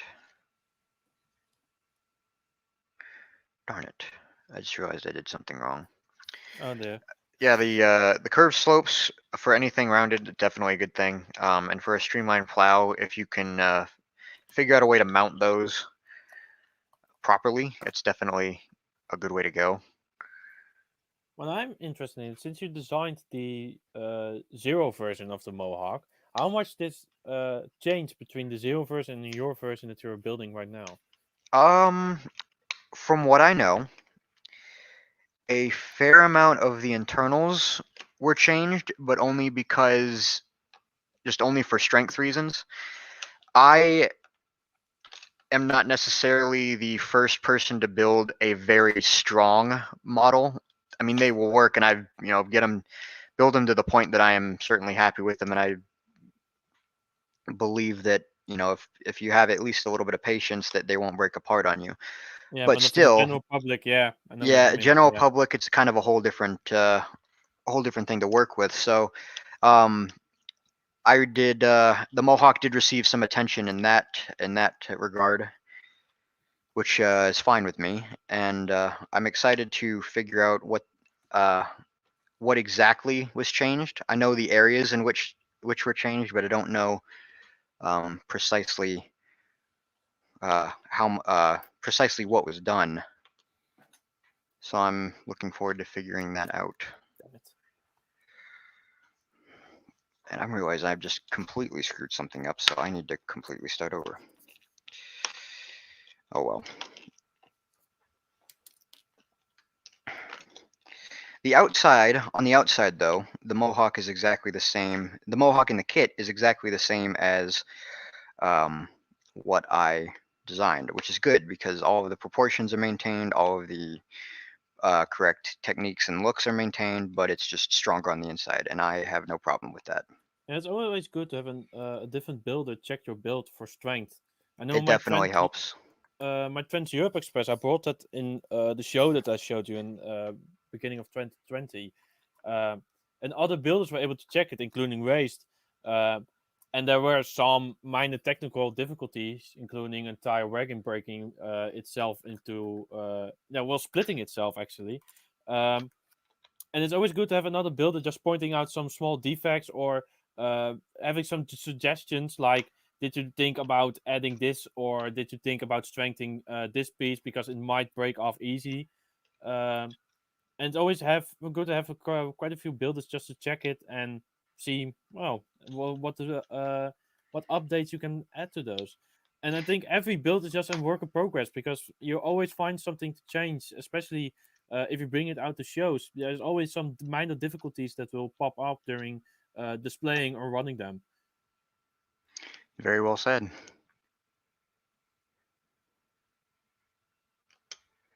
What's the best lubricant to use on Lego train gears and axle wise? I think I've got it It's over on your here. desk. It's on your desk right there. Where is it? The spray tan right beside the box. Over there? Yeah. No, Is it the big that's one? compressed air. That's That's compressed air in pressed a there. can. Okay. I think. Oh, here it is. I use Label 107. This is a synthetic multi-purpose medium weight lubricant. It works very well, very safe on plastic. Um, I lubricate all of my locomotives with that. Works very well. You can find anything similar to that, I think will do very well for you.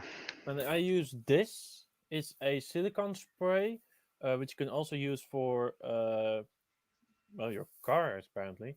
Um, you do need to be careful because it's very how do you call it, biting. It can destroy your Lego.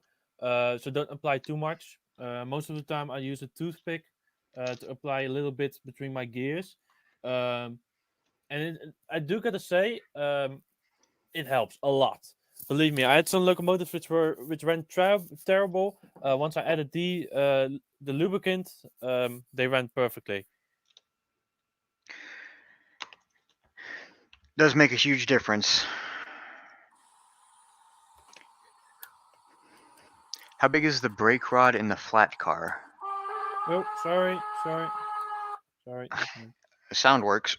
The sound does work. Yeah, I was trying to check if the infrared sensor still works because it's in a different place than it was usually.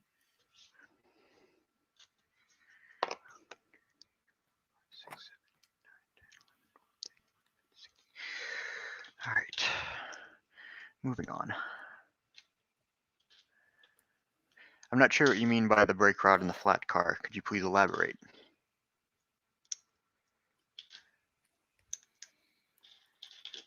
Ah, damn it. Connect the BFX brick again.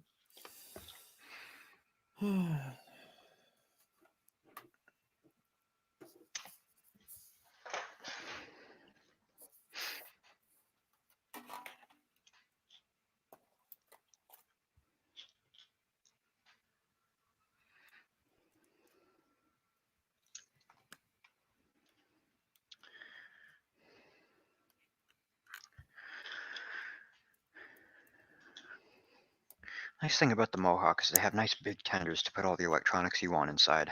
Yeah, the funny thing is, this is one of the biggest tenders which steam locomotives Really? have here. Yeah, Wow. and it's still That's really cramped. It's 24 stats long. 24 studs. Let me check that one. This is a 1 by 12 brick. 1 by 12. 118. Yeah, so let's say 22, 23 ish. That is not a whole lot. No, there's not a lot. And it's one of the bigger tenders. Wow. Streamlined locomotives do have a big one. So if I'm building a streamlined locomotive, which I'm planning to, it will be a bit more easier. There you go. Damn it.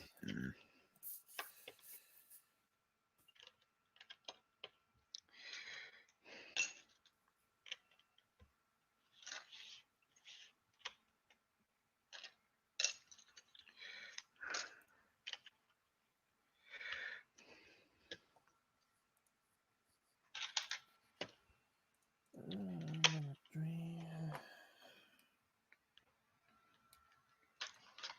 Yep, wrong channel.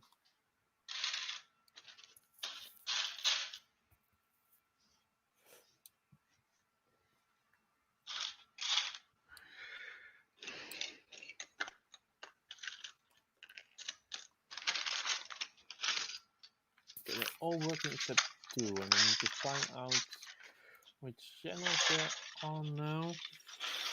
At least that's 7. Try that. Oh, that's wrong button. That's 7, and this is going to be number 8 then.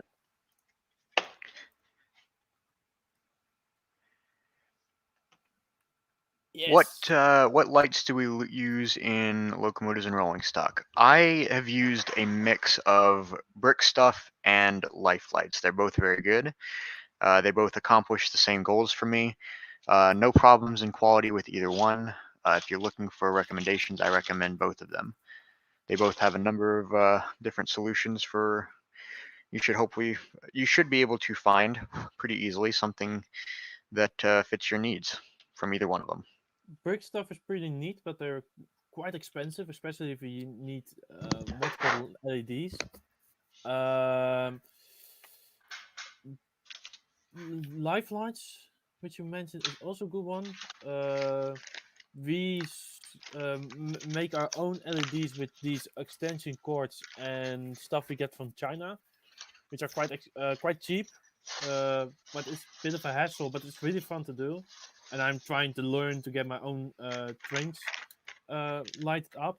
Most of the time, I use my friends, which are a bit better in it. Um, but if you just want something that's clean, simple, and easy to use, brick stuff is definitely the way to go. They're very plug and play, and they have a lot of good options for different applications. So, like if you need something very particular for the model that you're making, they will probably have a solution that will fit what you need. Our favorite railroad. Well, for Glenn, I believe it's the Pennsylvania Railroad. You would think. I like the Pennsylvania. I would not necessarily say it's my favorite. I would say that I don't have a one favorite. I think that there's a lot of different. Well, obviously, there's a lot of different railroads in the United States, and of course worldwide as well.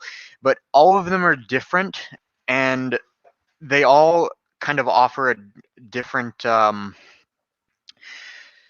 different likable qualities. Like the Pennsylvania Road was their locomotives were uh, very decent locomotives. They ran well. They all had kind of a family look to them. Being with the style of the Bel Pair firebox and stuff like that.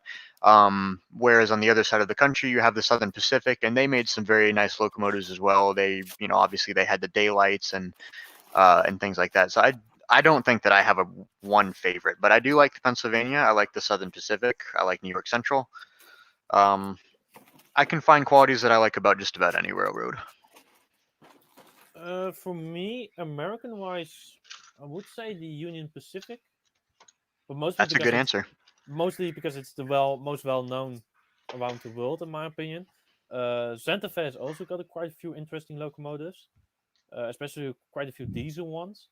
Here in Europe, the Dutch Railway for their modern fleet, which is really neat.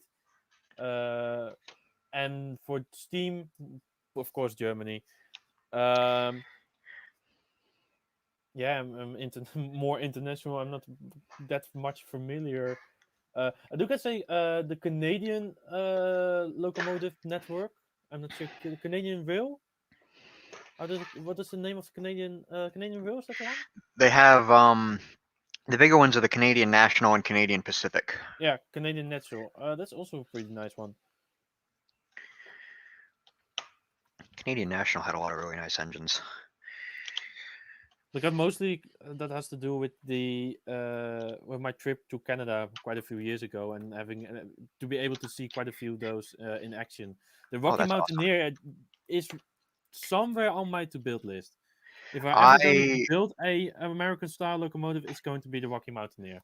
I would love to see you do that. Unfortunately, I have too many projects already going on. But Oh, I know it. I know it. I I'm the same way. was able to see that one in real life, and it's a really beautiful train to see. That is awesome. That's really cool. I have not been to Canada yet, but I would love to go. To be honest, Canada is bit like America, but more nature and more more wilderness, unchanged might be a better name. I can see why you'd say that. Especially the Rocky Mountain parts between Calgary and Vancouver is a really beautiful visit. Oh yeah.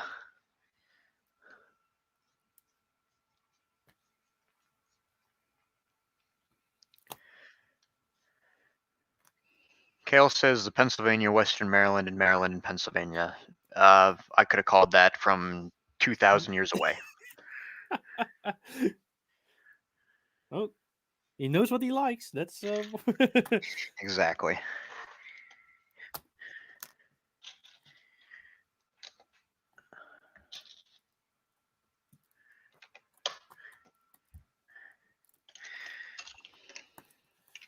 okay.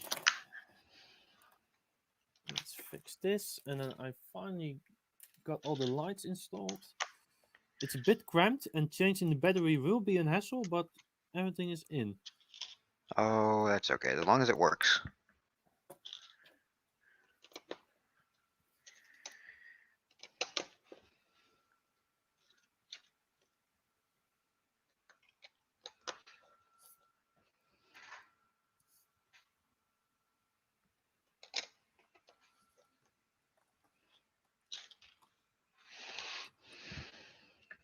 What are some of your guys' favorite railroads? I think some of you have answered. Anybody else got good answers? Well, good answers. There's no bad answers. Don't mean to diminish your choice in railroads.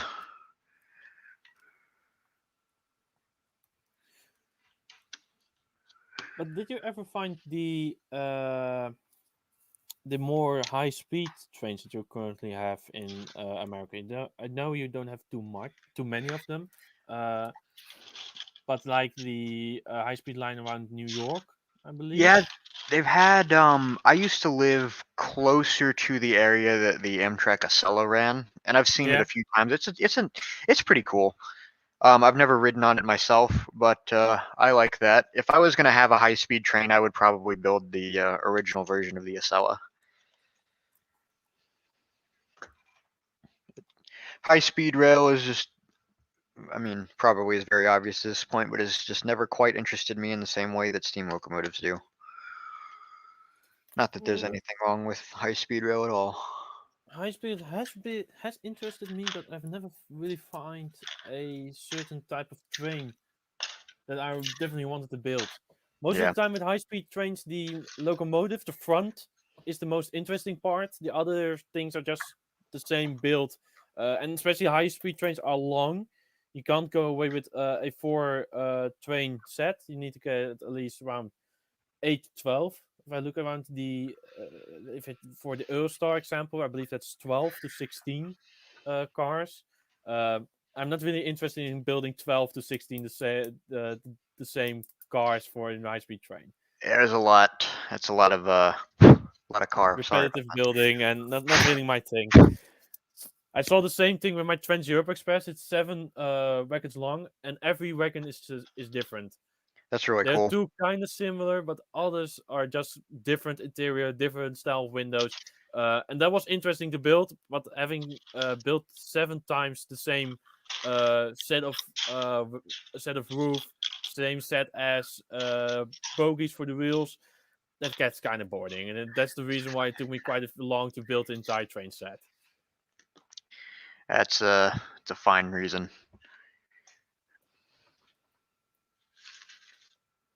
Let's see here. Some people's favorite railroad, Southern Pacific, because of the cab Fords. It's a good answer. Cab Fords are pretty awesome. Got New York Central, Conrail, and Long Island Railroad. Good answers there. Long Island Railroad's really is a pretty neat, pretty unique answer. Denver and Rio Grande, they had a lot of good stuff. Very likable railroad. And Nickel Plate, Southern, Norfolk Southern, Southern Pacific, Canadian, Ontario, Northland, Via Rail, and you'll tolerate Canadian National. You'll tolerate it. Yeah, I know. Interesting word. Care to elaborate? I'd love to hear why you tolerate it. Let's see if You don't have to answer, of course. I'm just interested why you say interested tolerate. why interested why tolerate is the word that you use. Are you interested in a demonstration of the lights which I put in my locomotive? I think we're all interested. All right. I will try to turn the volume of the sound as low as possible. You can turn it up if you like.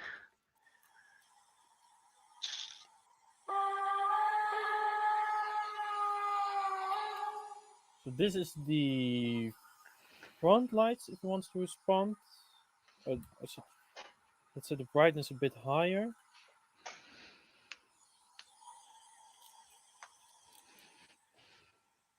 This is the volume. I'm figuring out on the go for which this is the lights which the personnel of the locomotive uses to see the wheels and all the places that need to be attended during shift changes. That's a really The nice depot detail. lights. This is the front lights. There you go. And also the back lights turn on.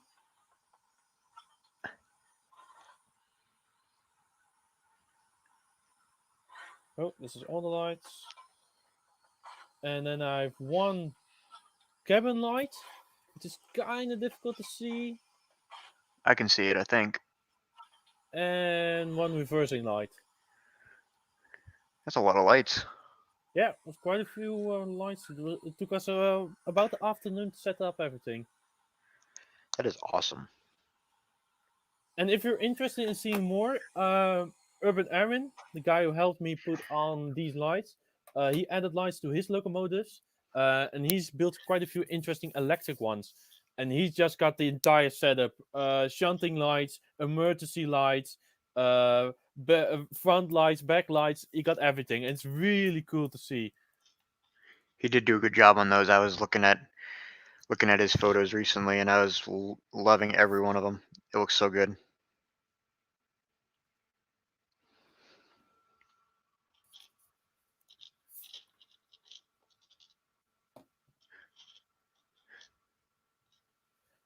Very nice job on the lights as well. How long are you willing to continue this live stream? Because I'm getting kind of hungry right now.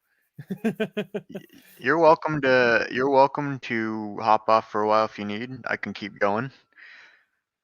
I'll probably do the same thing once you're back. Sure. I'll be back around an hour. Let me know if you're still doing this. If not, we'll probably schedule another one quite soon. Sounds good to me. Thanks for joining. Hopefully you can make it back. I'll probably still be streaming because I've got nothing else to do. But Exactly. yeah, thanks for joining. Appreciate it. No problem. Have fun, you guys, and I hope to be back in an hour. See you later. All right, it's just me now. Entertainment value has plummeted. What I am working on right now is the tender for the Mohawk. And I'm working on specifically building up from the bottom, of course, the frame, starting with the frame and working up. Currently working on the portion of the tender that is sits closest to the locomotive, basically the front steps and such. Looking for a curved slope that I need, but cannot find, and that is a problem. I'm sure it's here, I just don't see it. So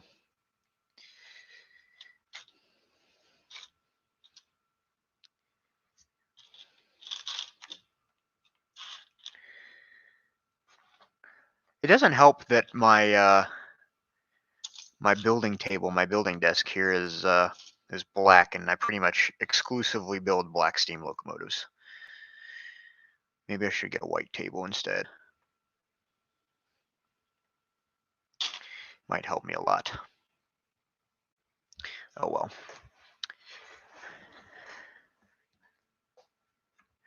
How can you show me your mock? You can message me on Instagram. It is the probably the easiest way to reach me. My Instagram handle is Emperor of the North Pole. You can message me there. I do my best to respond in a timely manner. Sometimes it takes me longer to respond. Sometimes it doesn't take me very long at all. If you send it to me right now, though, I will probably not respond since I'm still streaming. But you're welcome to share with me there. Can I angle the camera down a little bit? I'd rather not, since I do not want to give away how to build this locomotive. It is exclusively licensed to Brickmania for them to produce as a product. I don't want to do a disservice to those who bought the kit, or to myself, since it's my own model, and I don't want to give away how to build something that's being marketed and sold. I do understand, though. I apologize that it's not. I understand that it's not necessarily the most exciting thing to watch, but I will do my best to get to stopping points and be able to show off my progress as I get there. I still cannot find this curved slope, and it is really annoying me. I don't know quite where else it would be. Maybe I am losing my mind. I don't know. Not a printed part, just a regular 1x4 curved slope, and I can't find it. I found it. Hiding under a 2x2 plate. How dare it? How inconsiderate. Is a lot different than your original model thus far. So far, not very different. I believe that the vast majority of the locomotive is where the changes come into. Let's see. Just trying to scroll up and chat a little bit.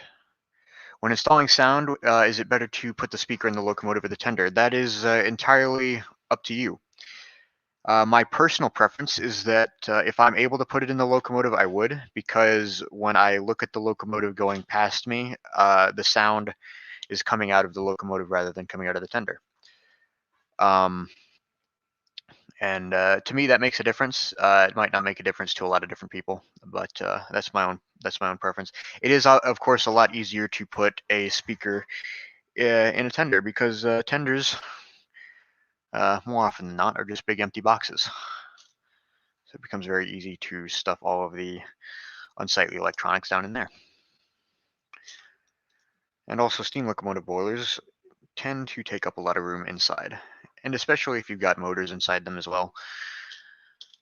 Does take up a lot of room. So usually the tender is the easiest, and I don't necessarily have a problem with putting them in the tenders, but I mean, that's kind of the model railroad standard anyways.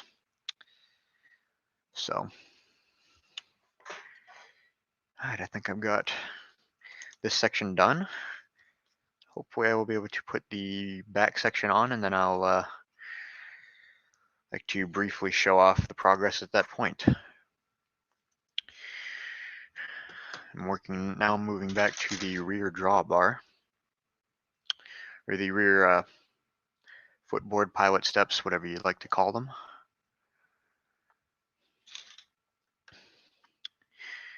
Just the rear area of the tender. Doesn't need to be a technical name, I guess. I definitely think that I should clear off more of my building desk, but I'm not going to do that right now in the interest of I'm already streaming, and that would be extremely boring to watch. MacBricks is here. Welcome to the stream. I hope you enjoy. Been going for about, wow, almost 2 hours now. I've managed to keep, well, Enrico and I at least have managed to keep people's attention for just about that long, so hopefully I can do it alone. Enrico is left a little while ago to get something to eat. He said he would probably be back in an hour, or he might not be back, but either way, not a problem. I'm going to keep going here for a good while until I get to probably until I get to a very good stopping point. Then I'll probably at least take a break and probably stop the stream. I don't know if I will pick it back up today, but we'll cross that bridge when we get there.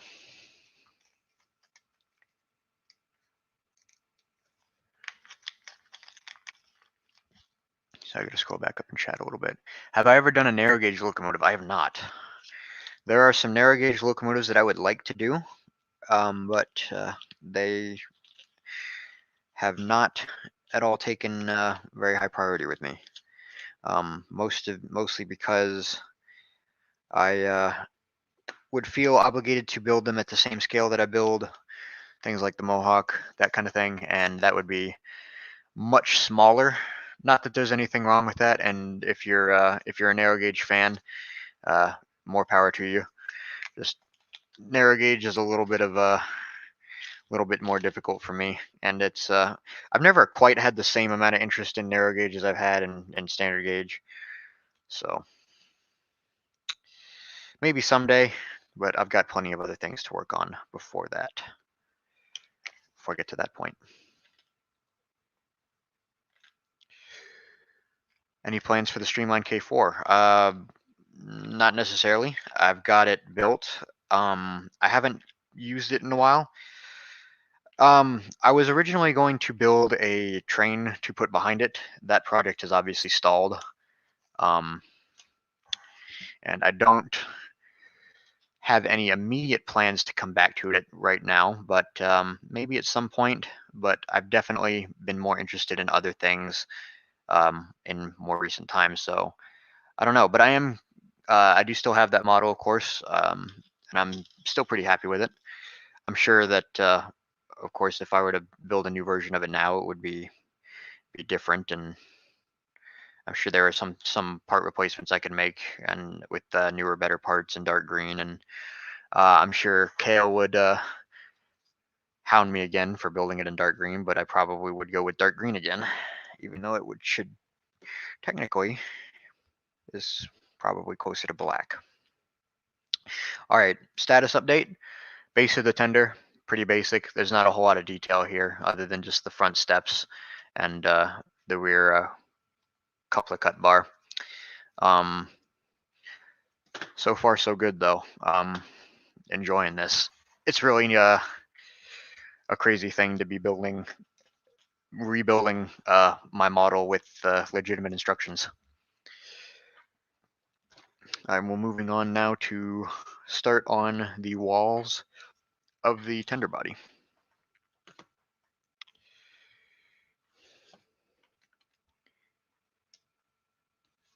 My Instagram name again is Emperor of the North Pole.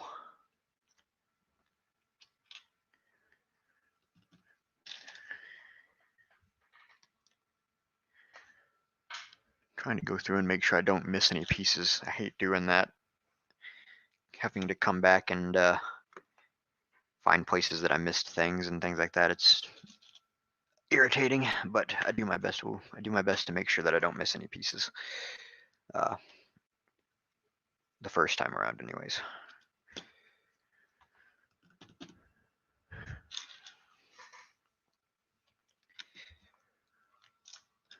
Plenty of parts in this model. The final part count in this, the kit version of the Mohawk, was 2,783, which is quite a lot.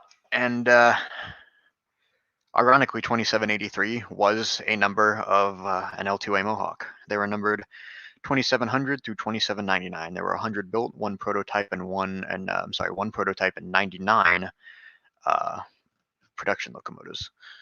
The prototype locomotive was different from the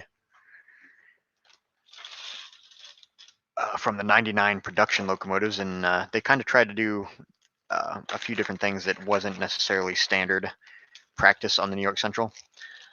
So they the single prototype that they built was a bit different. But in the kit, I modeled the production style, of course. And I made a number of design choices in this kit that reflect a very standard style Mohawk, mainly being like the style of the tender.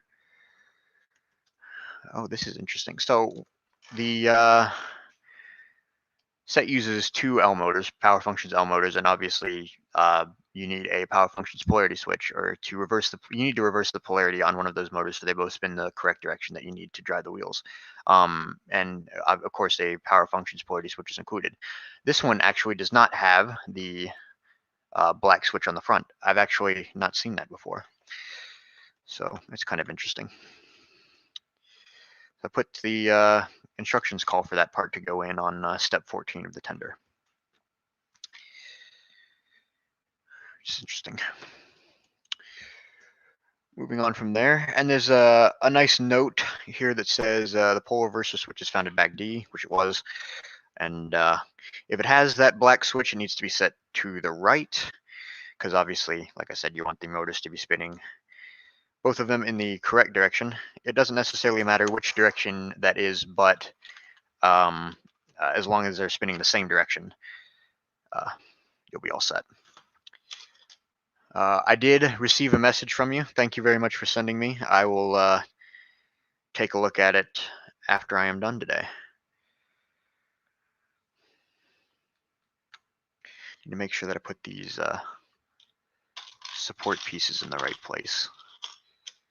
Just see, there's a couple of support pieces that hold up the two infrared receivers. That's what I'm putting in right now. It's just a couple of wall panels.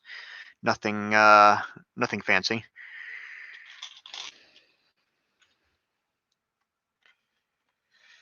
And this wire on the switch goes through between them. Making sure I don't miss any parts. Thanks for joining. Hope you can come by again sometime soon. I will be posting the rest of the full stream. I'll leave it up on my YouTube channel in case anybody would like to come back and if they missed a part, or watch the whole thing again later.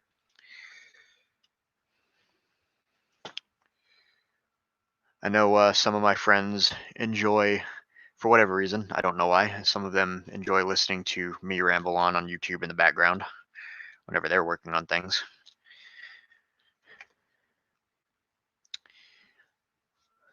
Always a fine thing. I am one of those kind of people to enjoy having background noise when I work. I listen to a lot of different things here on YouTube, of course, music, that kind of thing. I'm sure I'm not alone in that regard. Again, searching for pieces. Thanks, guys. Those that are leaving, appreciate you coming out and watching. Very much appreciate it. Hope you have a good rest of your day. I understand I'm not necessarily the most interesting person to watch on camera.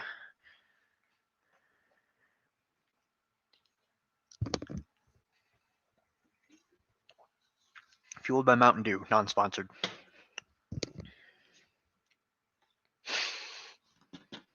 Getting now into the part of the build where I'm putting the connections for the ladders on, and the single ladder on the rear of the tender.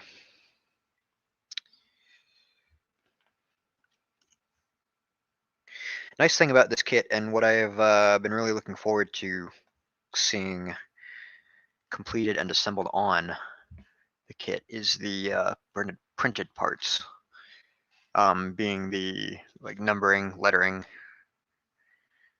things like that. Brickmania does a very good job printing things like that. The printing turns out very nice and sharp. I've got the bag of, I forget where I put them now, but oh, here they are. New York Central, nice crisp white printed parts all on one piece. Looks awesome. I can't wait to get to that step. On to the next page, I believe. Oh, speaking of which, I'm going to put a printed piece on right now. The rear number. Always nice to hear tips and tricks and advice from expert level builders. Well, if you find any expert level builders, send them my way.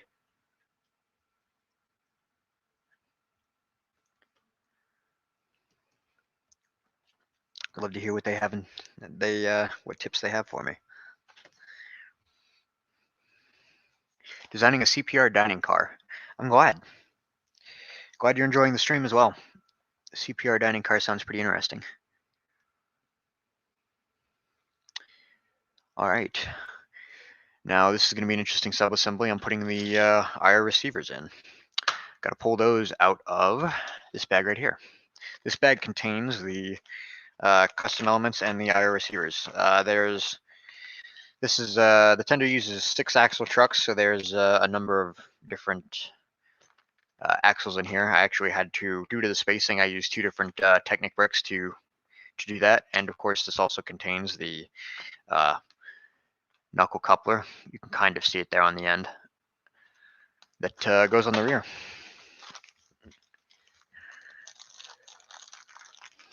Another engine on your build list is Southern 630. That's a good engine. It's another popular 280. You can never go wrong, I've said, with a 280. They are the backbone of the rail tourism industry, at least here in America. And good generic locomotive. There's a lot of really nice looking ones around that have been made over the years. A lot of every railroad used them. Nearly every railroad used a 280 at some point. So you are sure to find a 280 that you like.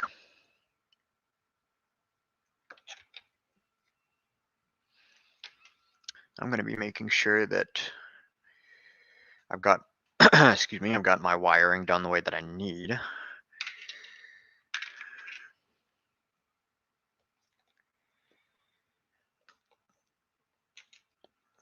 Always important to double check yourself on wiring. Again, excuse me, because you don't want to, especially in the case where you have more than one motor, you do not, and especially even more so in the case where one of those motors needs to turn the opposite direction of the other. You definitely do not want one motor to be turning opposite of the other if they're connected.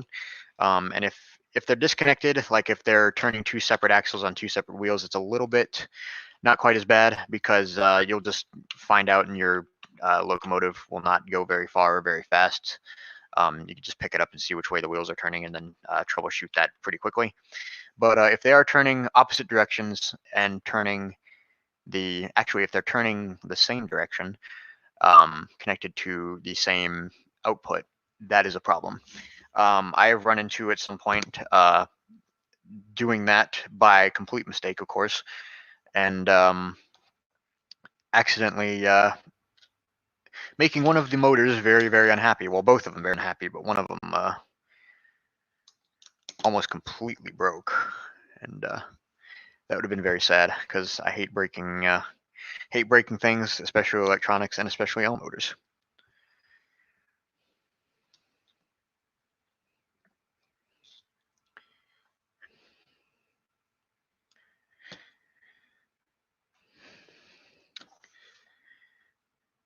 let's see now. Electronics, some of the electronics installed anyways. And of course the printed part in the rear, number 2743. Looks great in my opinion. Moving now to putting some of the sides on. I used a lot of 1x2x2 bricks to sort of simulate the paneling that is present on the Mohawk tenders. I often, when building or designing a model, will utilize the naturally occurring seams or the joint lines in bricks and use that to sort of represent things like paneling, things like different welding lines. It was one of the things that I was particularly happy with on the International Car Company caboose that I did for Brick Model Railroader some time ago.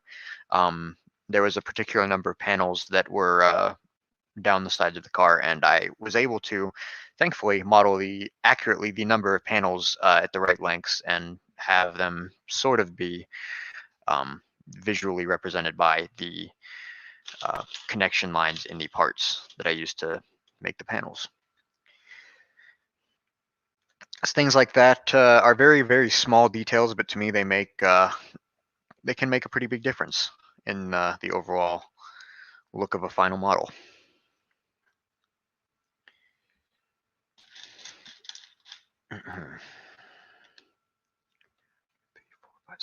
Okay.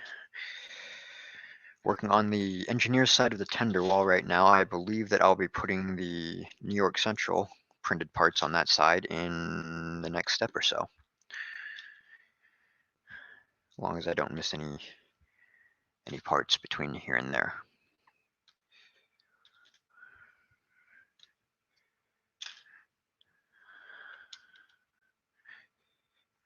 Trying not to rush through this, but I am also excited to get it done. This is, of course, has been a project that I and of course Brickmania has had going for quite some time, and obviously we're all very excited to get to the end of it, and all very excited for these Mohawk kits, and also of course the boxcar and the cabooses and everything to be finally in people's hands and for them to enjoy them. New York Central.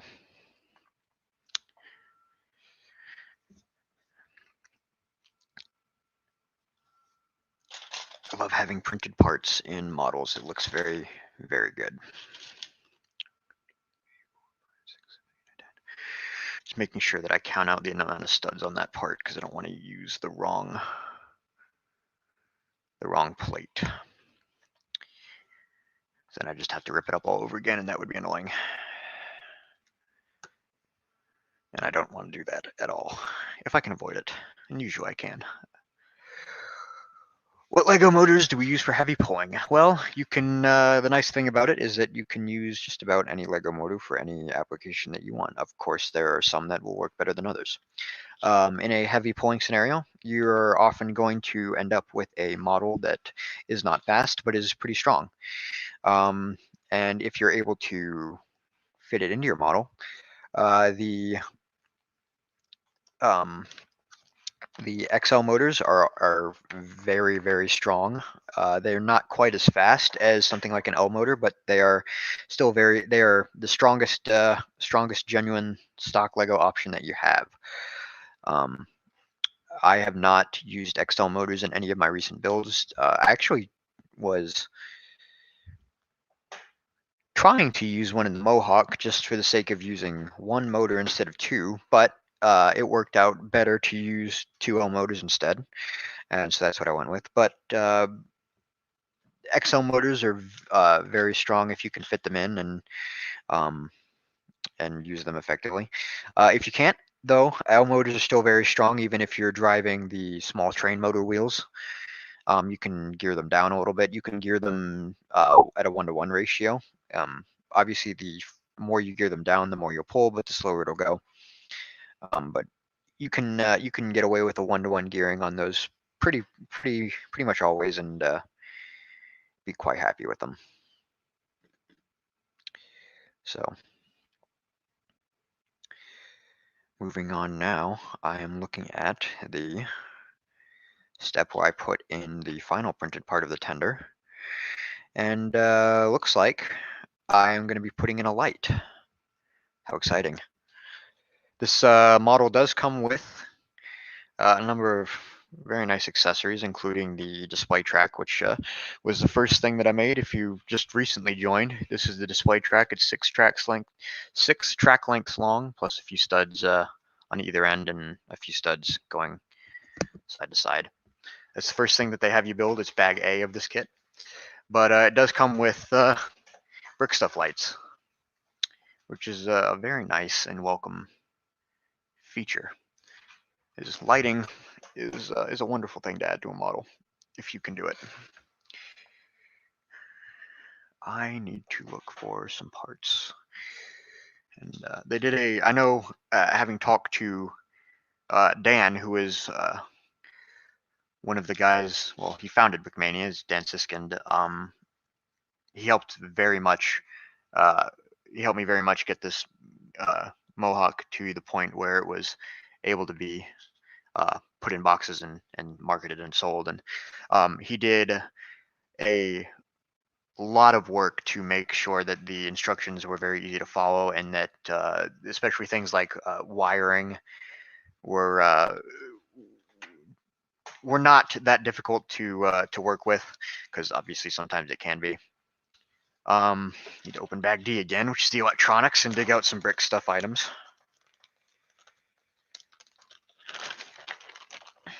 Let's see what we got in here. Oh, lovely.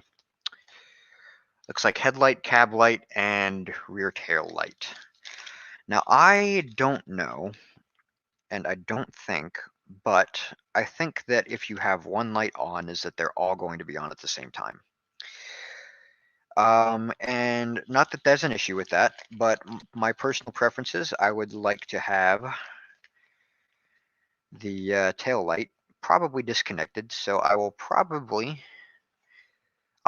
more often than not just be running this locomotive forward. I would like to have the tail light in it, but I'll connect it for now. It'd be easy enough to disconnect it at a later date if I so choose.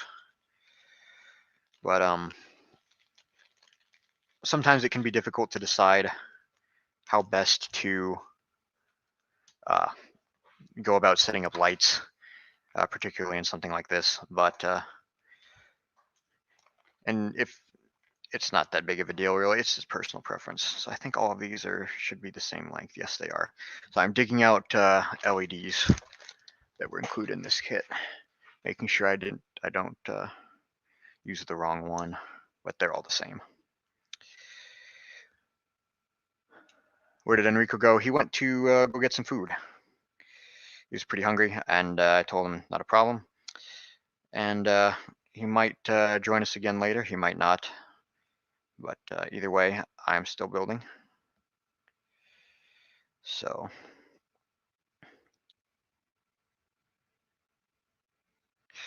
make sure that I don't break this. But one of the nice things about one of the nice things about brick stuff lights is that you can put plates over the smallest of wires that they have, which is a very nice thing.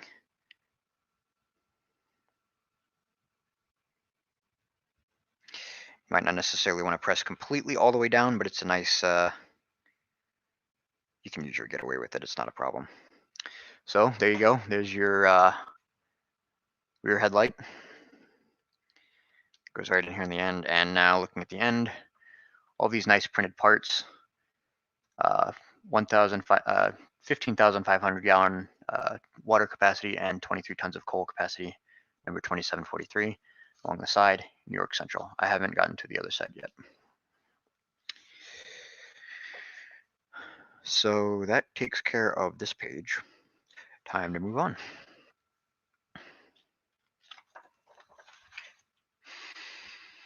And now we will be building up more of the tender wall.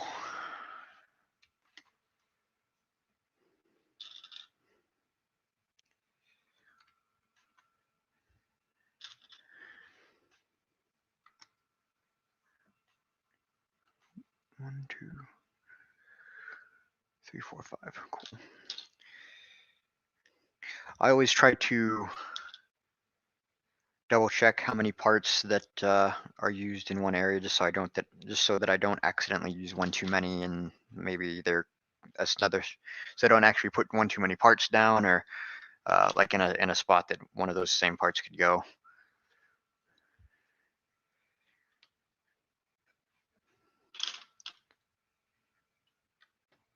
I tend to be on the methodical side when it comes to building. Apart from separating out all of the parts by part type.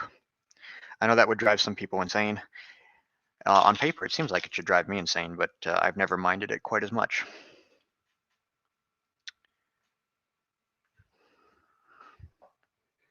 Not sure why.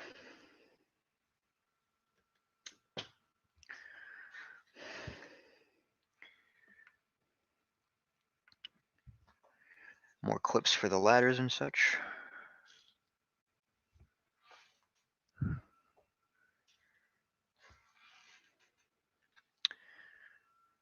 And 1x3 plate.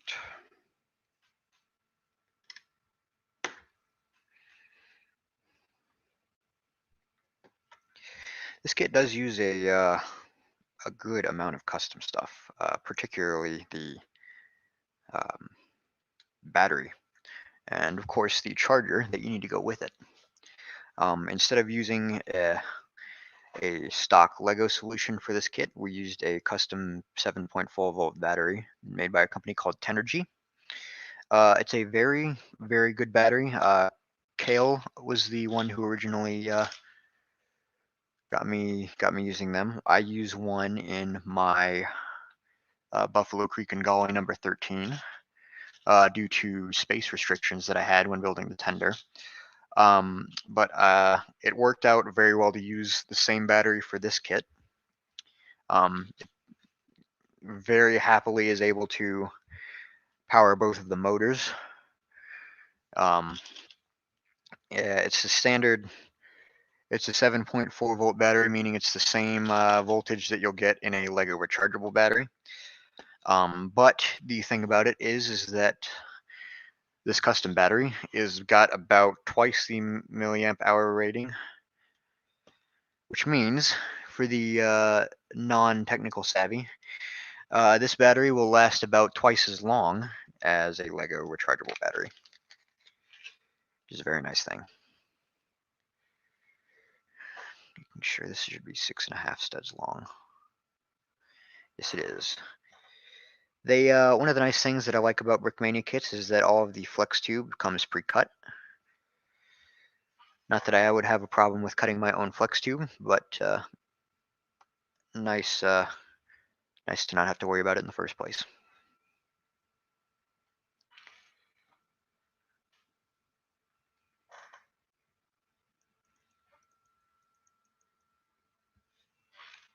As long as you make sure you use the right ones in the right places.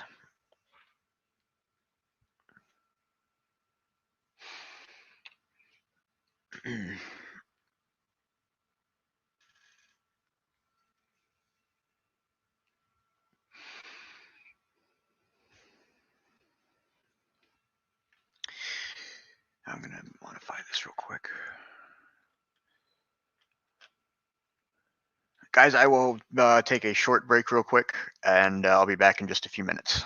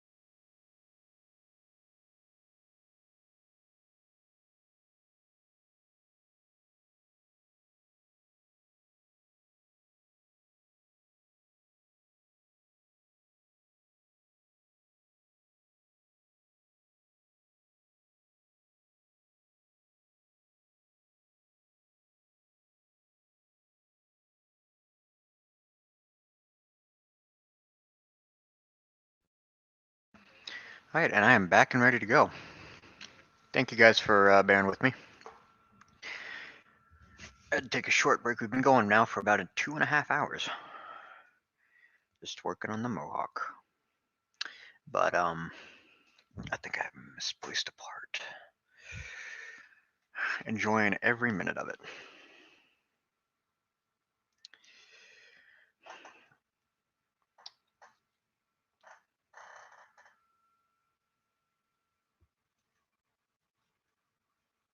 I'm putting flex tube on the tender currently. Making sure I use the right lengths in the right places. There's a good amount of flex tube on the tender here. Oh, I need to use, oh, that comes in the next step, okay. Getting ahead of myself almost. You don't need to be doing that. That's for sure.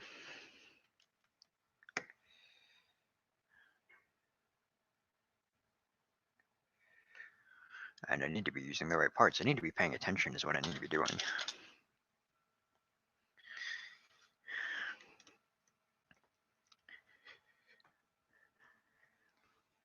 Yeah, Kale's right. The Tenergy battery is a big step down in cost from the regular power functions alternatives, which is a very nice thing. And but no decrease in performance. Actually, I would say an increase in performance, even. The flex tube in this kit does come cut to length.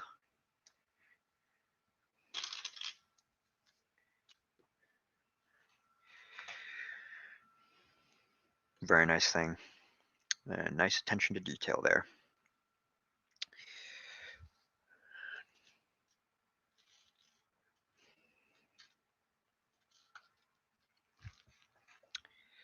Anybody else working on any building projects? I know some people have mentioned some already. Is anybody else? Sunday seems to be a very good day for chilling out, working on building, taking the day easy.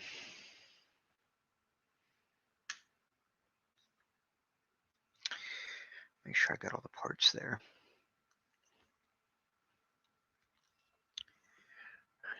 Here. Yep, looks like.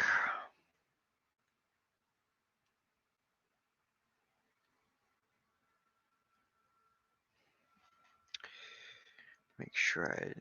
There are a number of places in this kit that use different half stud lengths of flex tubing and such. Need to make sure that I don't put those, that I don't get these mixed up.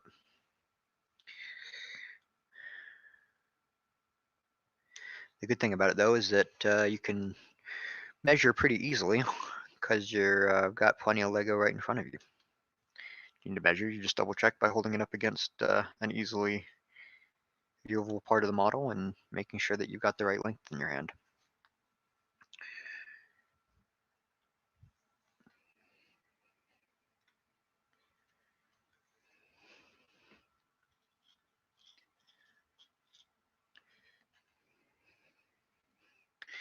Ordered 25 quantity of 32 stud long flex tube in black a month ago and it's almost out. It did, yeah, you do go through it pretty quickly.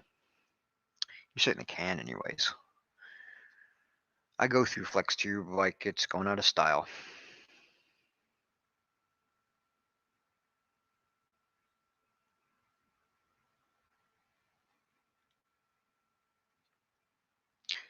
Let me see if I can find.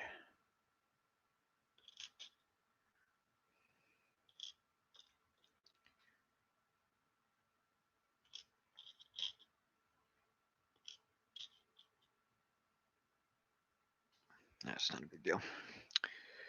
Painting an HO Southern Pacific. Oh, I'm sorry, your name is Southern. I'm sorry. Painting an HO 260. That sounds like fun.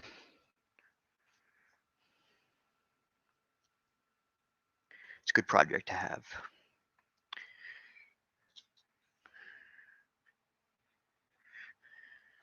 I haven't done a whole lot of painting beyond just a few Lego parts that don't come in the colors that they need.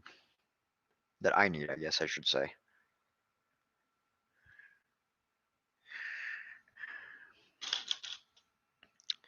Obviously, I'm a little bit more free going with my part modification preferences. Not that there's anything wrong with building something more vanilla, as I would say.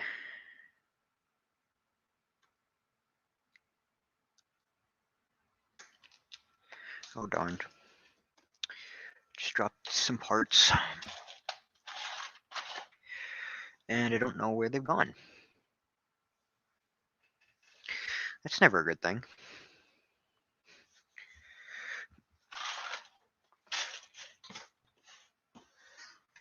It couldn't have gotten that far, come on.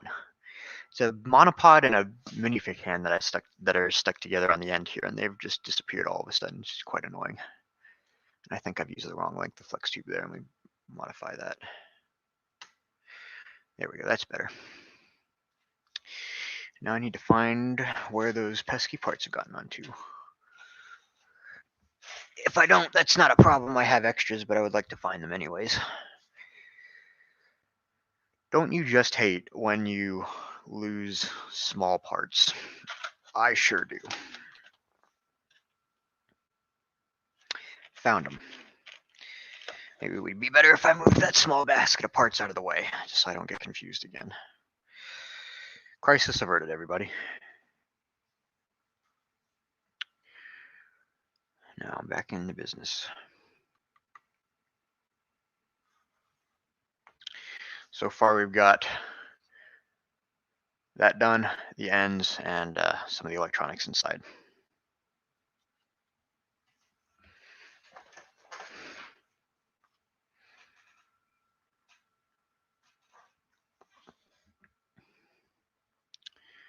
And now it looks like we will be flipping this around and starting work on the other side. Should basically be the same. Just a box after all, nothing necessarily special about it. It's really when you get into the unique looking tenders that they become problems. Like Vanderbilt tenders. Those are certainly challenging.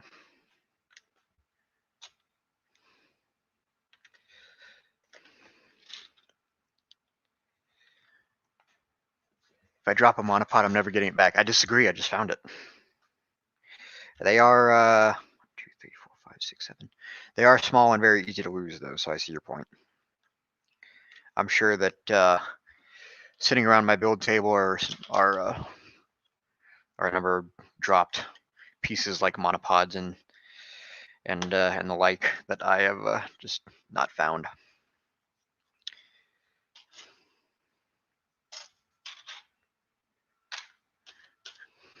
But I buy them. I'm sorry, I need to be paying attention here. I buy Brick Arms monopods and U-clips from Brickmania in pretty substantial quantities, so losing one is never really that big of a deal, but I try not to lose any more than I have to, of course.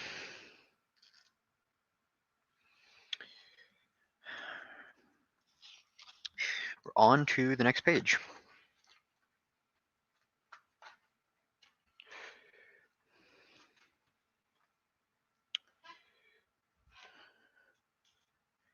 If you're going to be building a Lego set anytime soon, don't be like me and clear yourself off enough space on one table so you'll have enough room to do everything you need just on that one table instead of having to have parts over here, behind yourself. Would not necessarily recommend that. It's just I have been in the middle of a number of other building projects recently, and I didn't want to completely tear down my build table from having worked on a bunch of those. I've got a number of models in progress that I have been working on most recently. And I don't want to completely toss out the window the work that I've done on them, or completely shove them into boxes to not be seen again for several months, because I would like to have them done instead.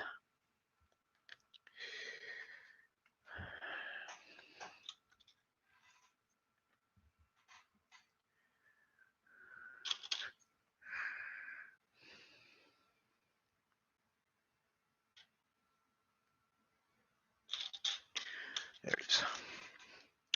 The timeline for the next brick monorail steam engine. I don't have a good answer for you.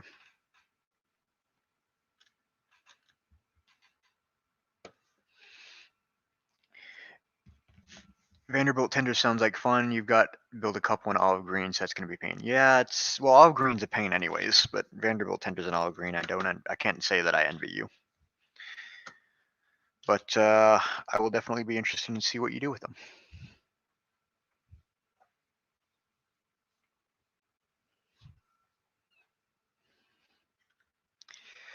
I always like seeing different steam locomotives in different colors, and I know Grand Trunk Canadian National had they were big on the dark green, or the olive green.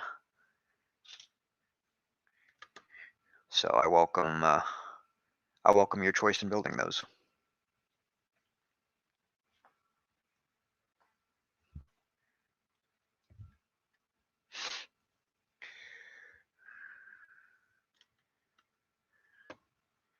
Making great progress so far. Going right through the tender. I might stop building for the day after I complete the tender.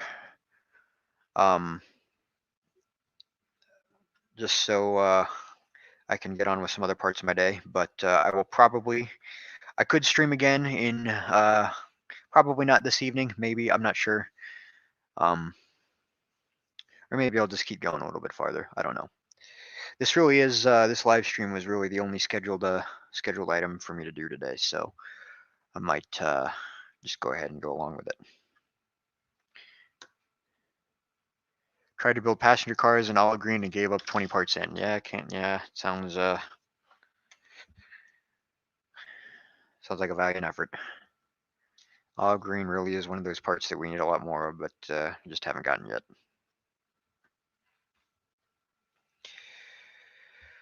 Oh, wonderful, working on the underside detailing now.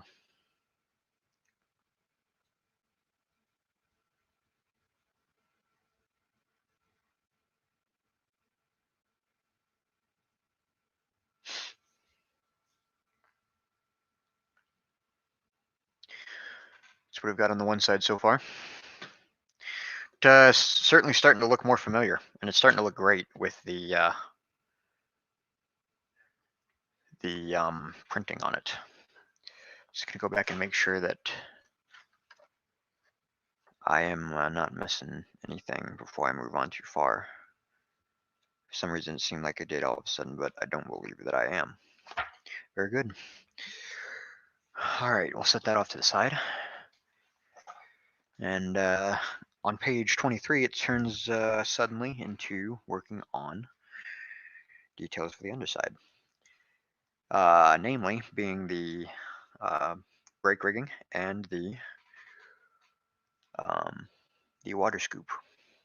New York Central used water scoops over a good amount of their system, and Mohawks were so equipped that they could utilize those.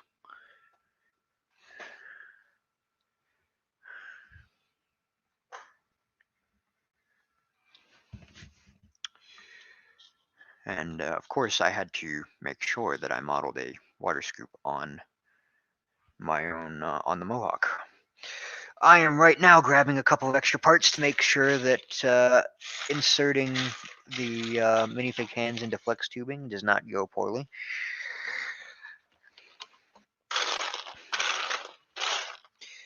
I usually just use an extra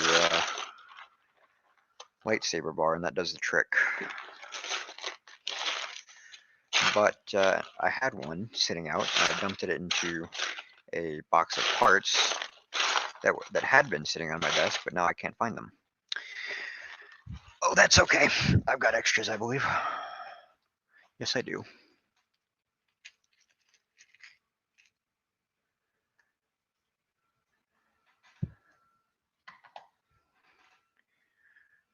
So I'm done with the Mohawk.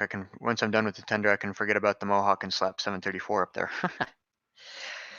Not me. I don't have any interest in 734. I get what you mean, though. For those of you who are unaware, the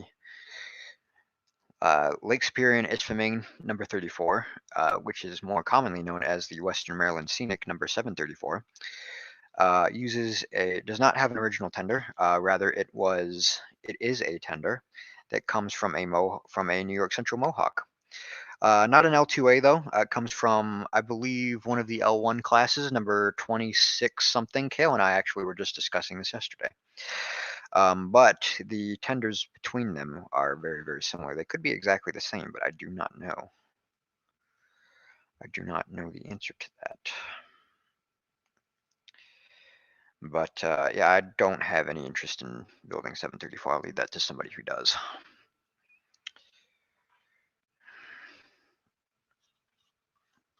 Nice thing about this is that only a wired thing going out right now.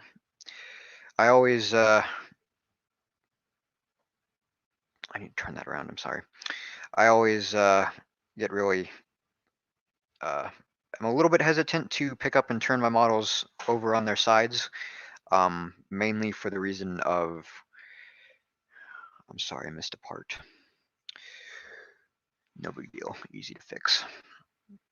Mainly for the reason of, I don't know, sometimes, you know, a detail could get knocked off and fall off on the ground or the floor, things like that. But this is no need to worry about that on this one. And even when the rest of it is built, well, I wouldn't do it because the top of the rear tender decking just sits held in by gravity and friction on some tiles. So it isn't completely studded, of course, but it is held in a little bit by the. So I'm looking for another part. It is held in by the bunker assembly, which keeps it in place pretty nicely. Although, and the reason for it being built on the tiles is so it's easily removable for things like access to the battery, access to the receivers, that sort of thing. It's one of those, after you built a number of steam locomotives, it's one of those techniques that you can pick up on and kind of helps you out.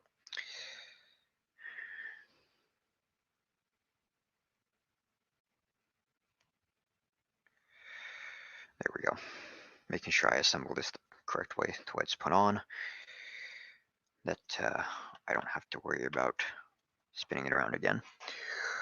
What snot bricks and hinges do I use for boilers? Basically just the bricks with studs on the side. Usually that is the easiest thing to do there. And then you of course just put plates over it and curved slopes and whatever else you need.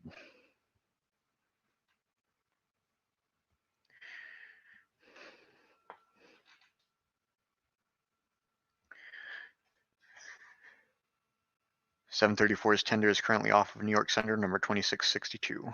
Excellent. That would be an L1. I believe one of the later L1s. Could look it up in the book that I have, or Kale could look it up in the same book. He's got one, but I don't believe I'll be doing that right now. All right, that page is done.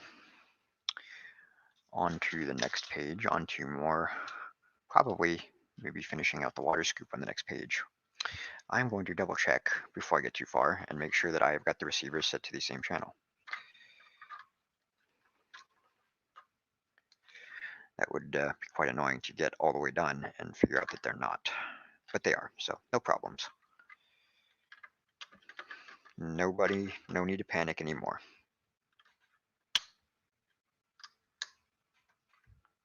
Yeah, 734 is one of Kale's engines that he has a very strong liking for, and I cannot say that I necessarily blame him. 734 is a nice engine.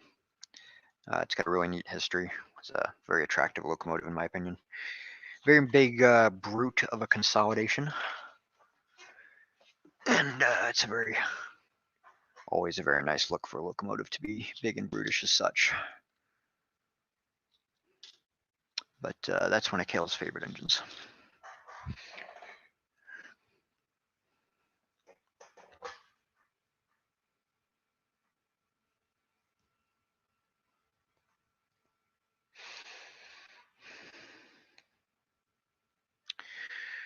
What I'm doing now is building the front steps on the tender.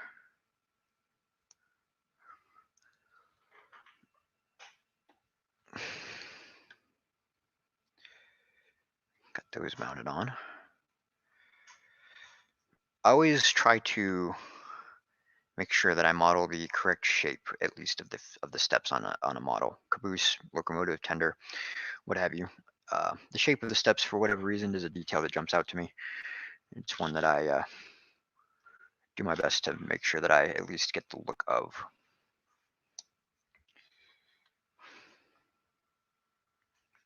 Supposed to have studs on both sides. I need to find one of those.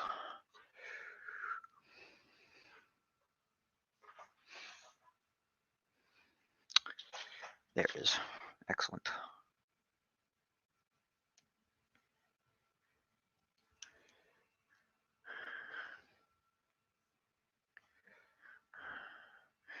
I was right about the water scoop. That's exactly what I'm working on right now. At least part of it.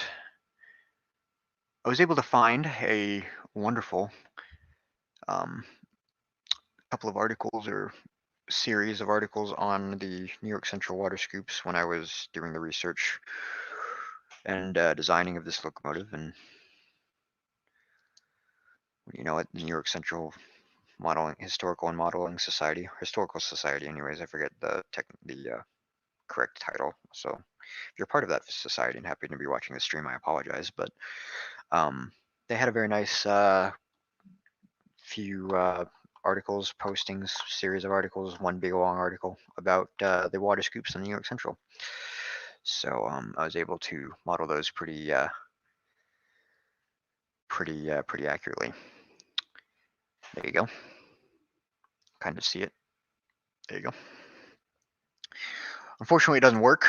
That would be awesome, but it wasn't in the cards for this model. Let's see what we got here going on. Shane has just finished building a Southern Pacific F7A. That is fantastic. I believe that is Tony Sava's model they have. That is fantastic. Tony is a wonderful builder. I have actually been meaning to perhaps get my own copy of his F7 instructions. Haven't been able to do that any, of course, yet, but because I've got plenty of other things to keep me busy. But Tony's a very skilled builder, and I very much admire his work. And if you buy any of his instructions, you'll never be disappointed.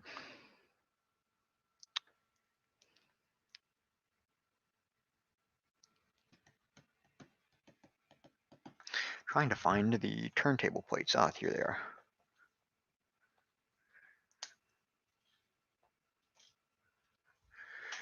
Need these for the trucks. This is what I'm working on now. Finish the water scoop, putting the trucks on. Spin them over. The wheelbase on these on the Mohawk was pretty interesting. Instead of being anything normal,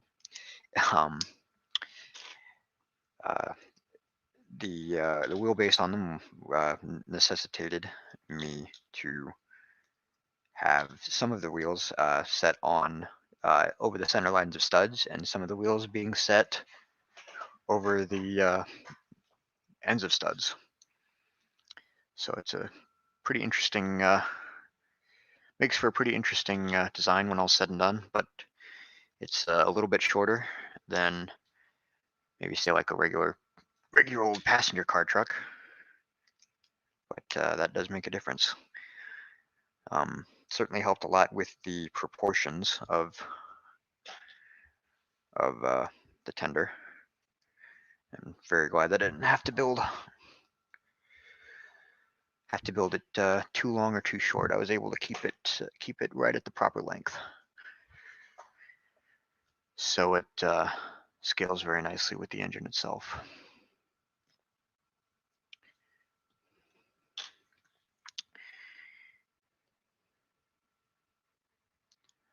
Looking for a plate with a clip that I can't find all of a sudden.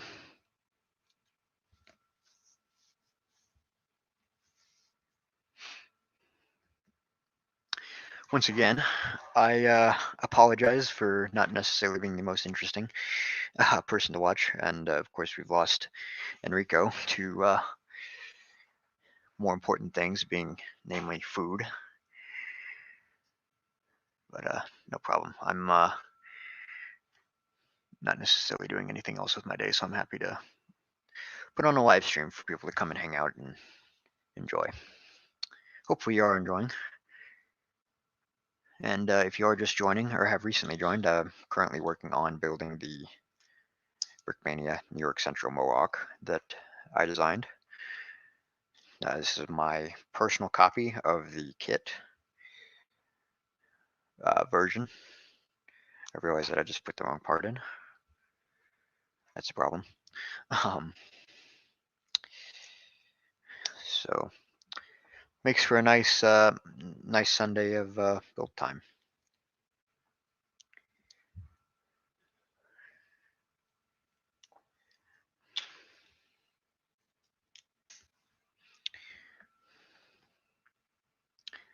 A lot of parts though. I don't remember there being this many parts when I was building my prototype version, but I guess I'm certainly wrong about it because they got to be similar at least. Let's see here.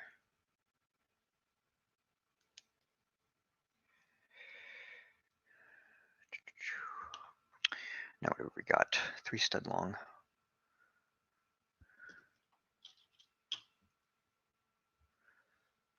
Yes.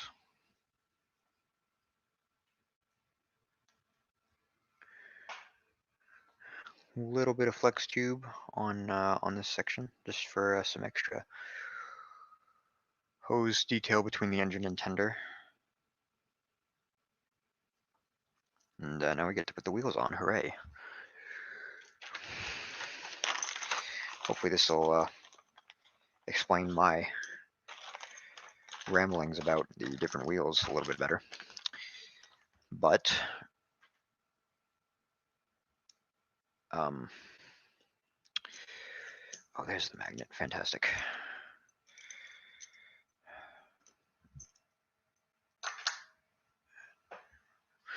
Let's see. So here you've got a wheel axle bearing centered on a 1x2 Technic brick with one hole. Not necessarily easy to see because the way I'm holding it, I apologize, but there, one hole in the middle. And then here you've got the same thing except using a 1x2 Technic brick with 2 holes. And that offsets the axle by half a stud, allowing me to get the correct distance between the wheels and correct overall wheelbase on the truck.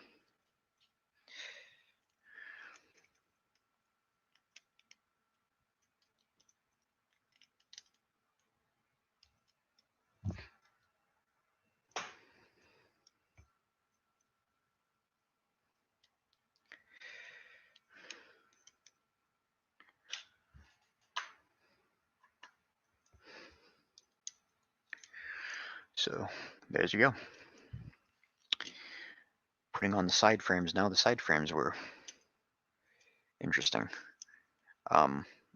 Being so close together, I obviously had limited choices on the ways that I could connect the side frame detailing to the rest of the truck. Came up with kind of an interesting solution with it, and uses this guy. Let me see. This piece here with the little bar on it, and 1x1 round bricks with hole, or I'm sorry, plates with hole in it. I just have to remember if I put it on the above it or below it. It's definitely above. Western Pacific 280 number 26. That would be cool. Western Pacific is not a very often seen road modeled in Lego. I would love to see somebody's take on one of their locomotives. Excellent. Bearings are very smooth. Wish you knew how to assemble your own bearings. It's not necessarily challenging. The trick is getting them aligned properly in the Technic brick. Just as smoothly and as safely as you can press them in there, the better you're off.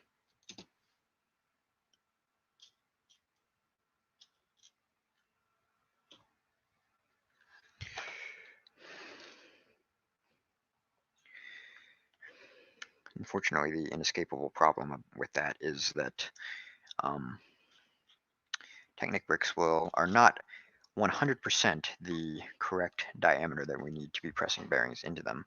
So they are still a little likely to crack. Not necessarily, not always, and but not never. It's unfortunate, but it's something that we've found that we have to live with, and it doesn't affect the performance of the bearing and or the wheels too much, which is a good thing.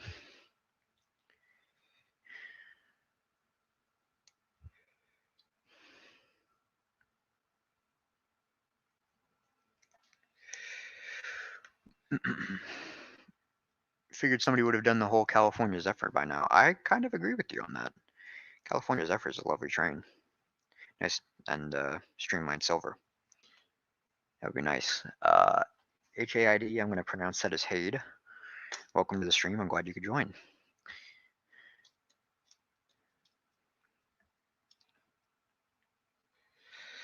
How come I use magnet couplers between the locomotive and tender, but knuckle couplers on the cow catcher and rear of the tender? Good question. I do that because, one, knuckle couplers are more prototypical, and I'm very happy with the way that I was able to design the knuckle couplers that are available from BMR. And so I would like to use them wherever I can, but I don't use them in drawbar connections because it's not prototypical and it's a little bit challenging to disconnect a locomotive and tender that way rather than I can just pull them straight apart using magnets. The the Studley Trains magnets that are have been made as an alternative to the neodymium. I'm sorry, not the neodymium, the old style Lego magnetic couplers that have been popular on custom trains most prevalently. Studley Trains has made a drop-in replacement for that, and those are stronger than the old Lego versions and work very well. So I've used those on drawbars and any other time that I might need a magnet rather than a knuckle.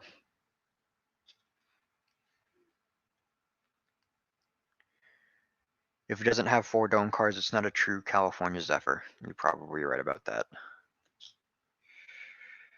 Dome cars are quite nice. There's a dome car that I would like to build at some point, but it's not extremely high on my list.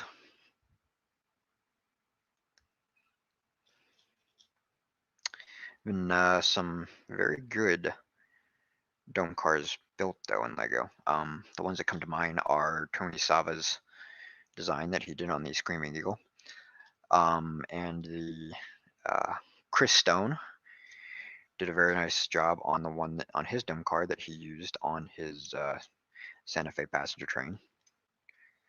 Those particular two are, I think, very well done. Let's see, making sure I didn't miss any parts.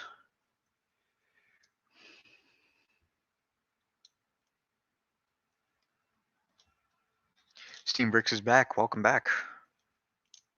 we're still here. Nothing's changed except Enrico's gone. I forget when it was you bounced out, but glad to see you're back.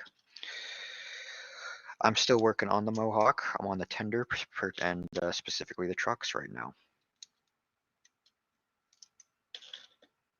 Working on the front truck anyways. Almost done with it. Nearly there. Just need to make sure that that is correct. All of that is good, and we'll put the magnet in. So here is the Studley Trains neodymium magnet. Basically exactly the same as what Lego has made, except the it's not what Lego has made. The bracket is almost identical. But the magnet is comes apart in two pieces. You can kind of see a seam right there in the middle, and it's two identical parts. Inside is a hollow space where you put the actual magnet in, close the two parts over it, and then drop it in the bracket. Works very nicely, and like I said, is stronger than the Lego magnets. Make sure that I put this in the correct place.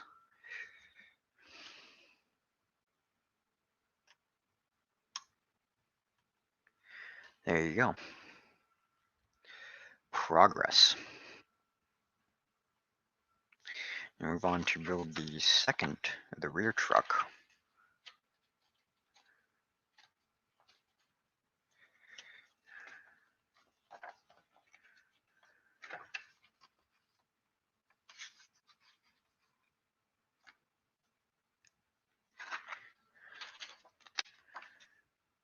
Got it, okay. Noticed a note on the page here and to make sure that I knew what was going on before I got too far into doing something and could possibly need to disassemble something, but don't need to do that.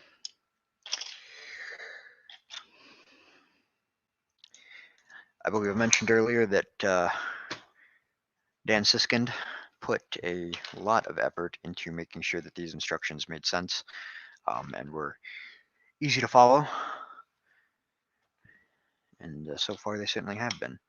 Again, I might be a little biased because I already have experience with the model and am familiar with a lot of the steps and techniques that are used, but looking at the instructions separately, very nicely laid out, very nicely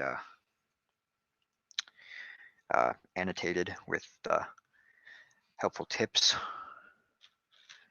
things like that will help you build this model and not want to pull your hair out.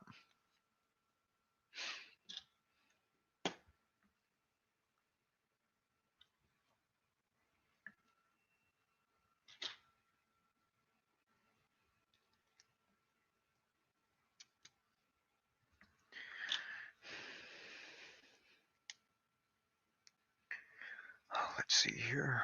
Just need to make sure that I don't miss parts. I often do not enjoy ending up with extra parts on some models because it makes me feel like I've done the wrong thing. And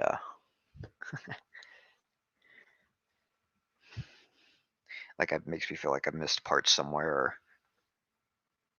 you know, something's gonna fall apart because I didn't put this one part in, but been doing pretty good so far, so I think we'll be okay.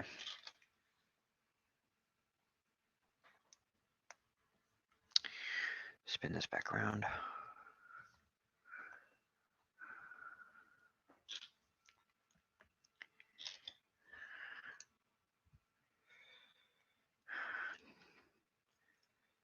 I try to, when doing any building, make sure that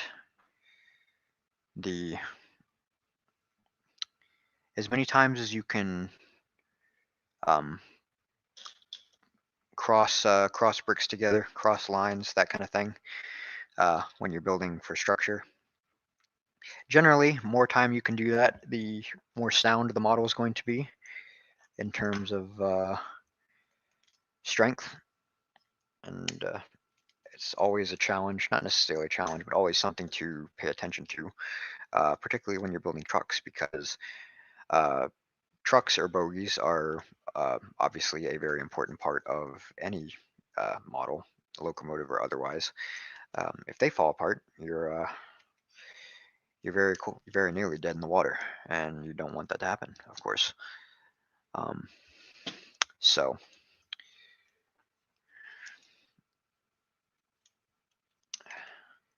very important to do your best to make your trucks as strong as you can.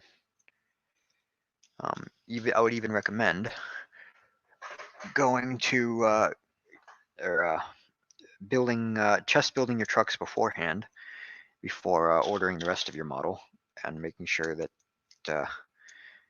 they are as strong as you need them to be.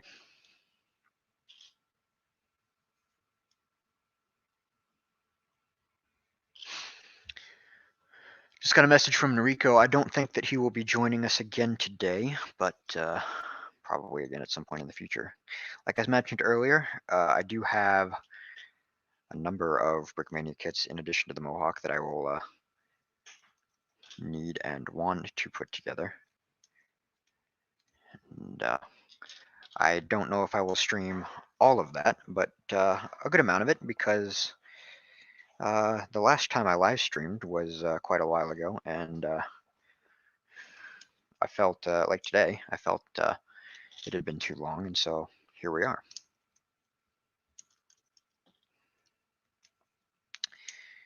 Both these trucks are almost identical in construction. The only real difference between them being the coupler mounting. Of course, like I mentioned, like was asked, the rear truck will use the brick model railroad or knuckle couplers, or it can use the magnet alternative. There's not extra magnets included in this kit, but you can, if you want, add them in yourself.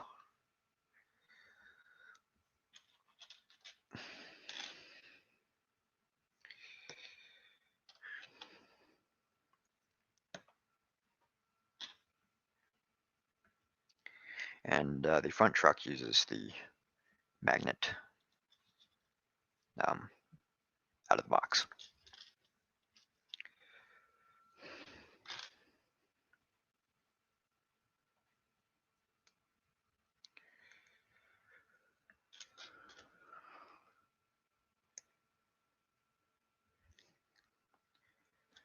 Build all the cars and the Western Pacific and CB&Q F units, and then the DRGW Alco PAs. That is quite a list of things to build for a Zephyr.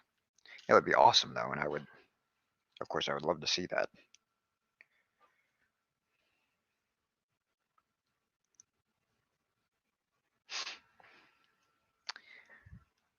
I don't think that's something that I will do, though. It's as nice as the Zephyrs are. I don't think I have any interest in one.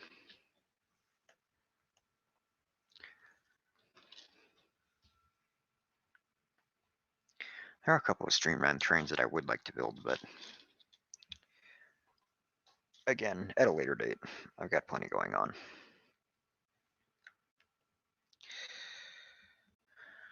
All right. There's one side of that truck frame done. Go ahead and mount that. And we'll get to the next side, and then the trucks will be done.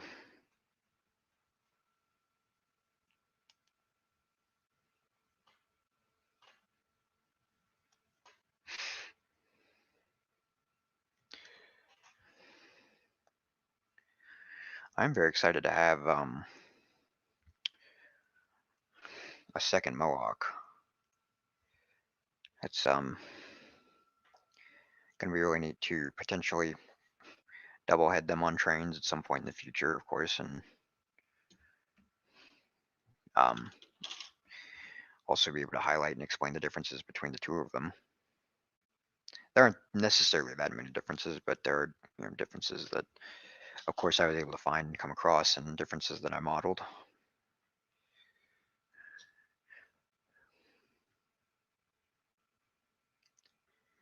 I'd like to build the entire Norfolk Southern executive train. That would be really neat. That would be a very unique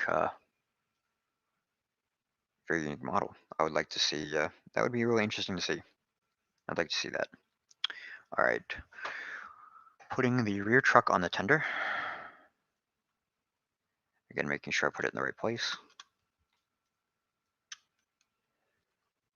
And I've broken another part of it off. The truck side frames are a little fragile. They're manageable though.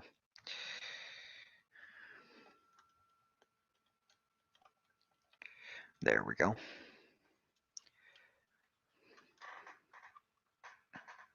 That's what we've got so far. Now at this point, the instructions advise me to that steps. I just completed step 41. It does advise me that steps 42 through 49 should be completed after the locomotive is finished. So, what I will be doing is going ahead and completing the sub-assemblies in this bag, and then set them aside.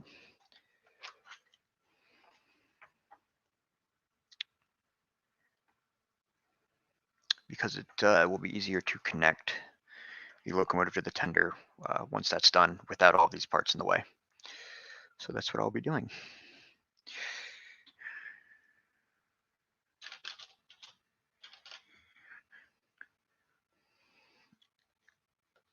It's one of those nice things that professional instruction makers,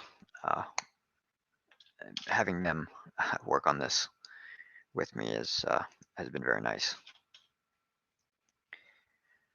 There's a lot of tips and tricks that, of course, I am not completely aware of, having less experience with things like this.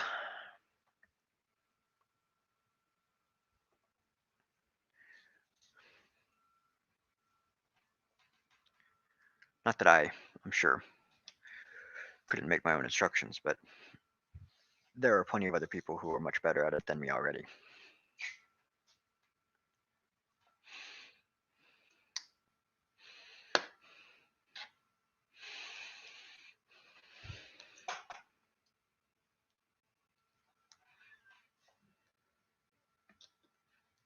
And now we're working on the front coal boards in the tender.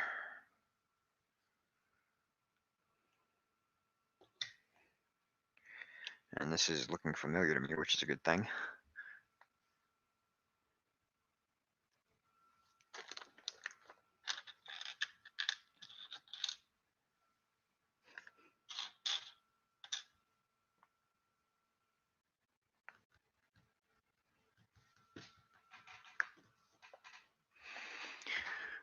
I need to look for another part.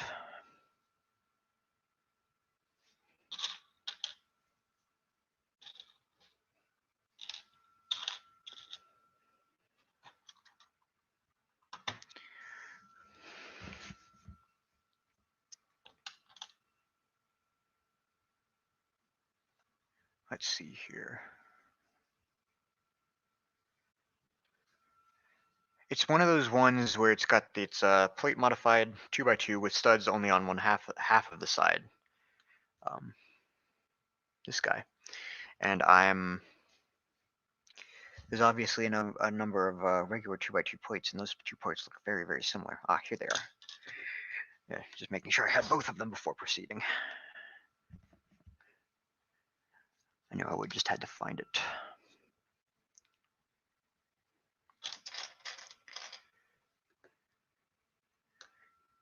Yeah, the way to get shorter hoses is just to cut them. Usually it's the easiest to find longer lengths of hose and then cut them down to the size that you need, rather than trying to find the size pre-cut.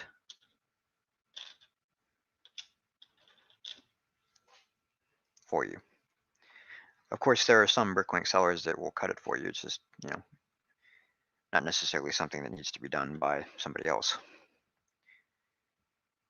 let's see here.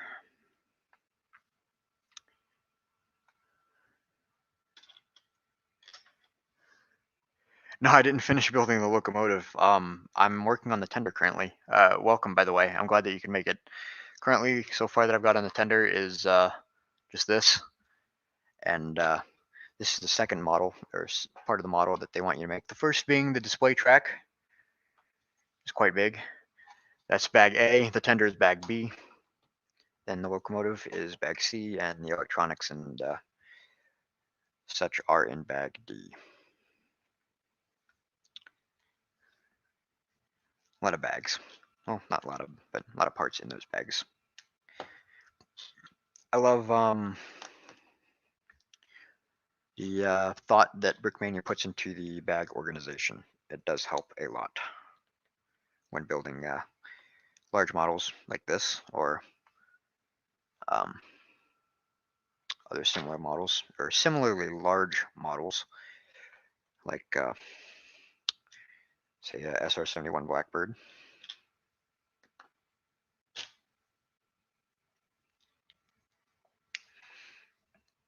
There's a lot that goes into those kits, and being able to build it effectively is a wonderful thing.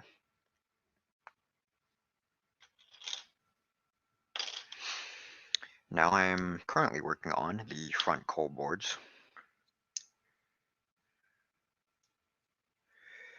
Again, making sure that I don't misplace anything.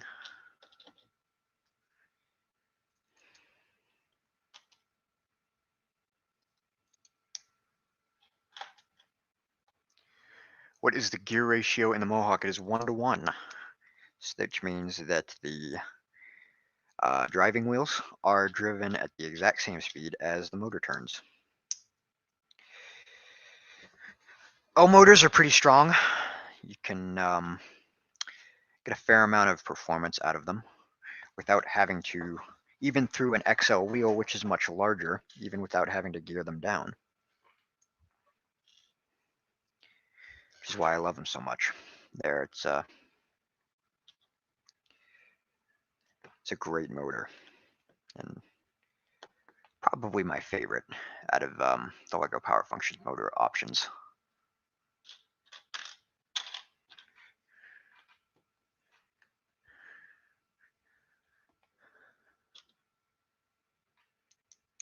Here we go.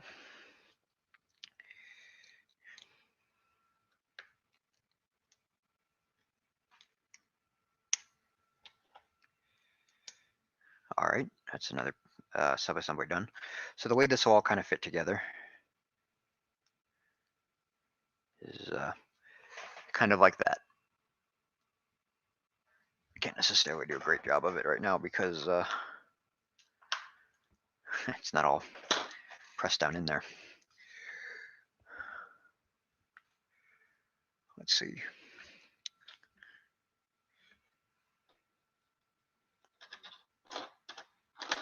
Make sure I just keep myself fairly organized, or as organized as I can be. I don't think that I will be streaming the Mohawk today, or the locomotive part of it today. I've already been going for more than 3 hours, closer to 3.5, which is quite a while, and I might like to do something other than live stream today. So probably what we'll do is finish up the tender, which we're a couple pages from. It might not take too long. So we'll probably just do that and leave the Mohawk locomotive for another day. But we are bearing down on the rest of the tender. So we'll crack on then.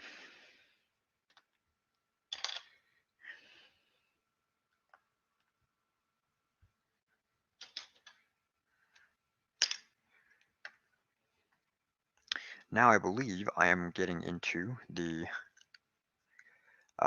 rear tender decking.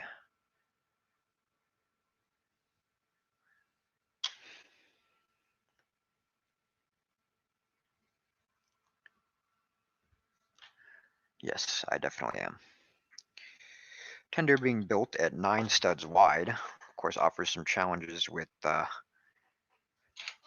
plate building, things like the tender decking and the bunker in, but and making sure that those assemblies are strong enough to not just fall apart when you pick them up and handle them, because those are some of the more typically handled assemblies in at least one of my models. I mentioned earlier that the put that down incorrectly. The bunker and the tender decking or the rear decking assembly are removable for ease of access to things like the battery, the receivers, and the lighting connections. So the challenge comes in. It's certainly not something that you want to be easily breakable, since you'll be handling it so much. So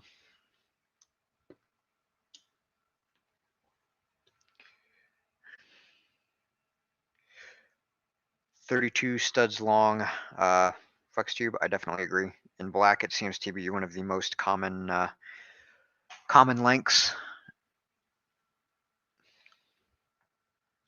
and you can cut it just about to any length that you need.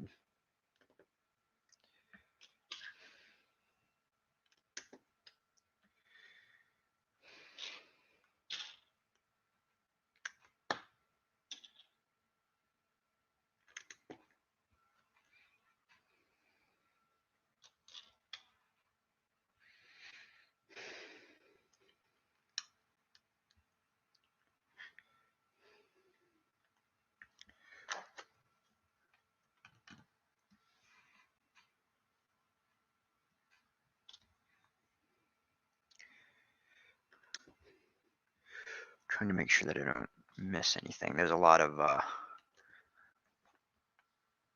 tiles in this one step, and I want to make sure that I place them all down correctly in the right spots and use the right amount of the right parts.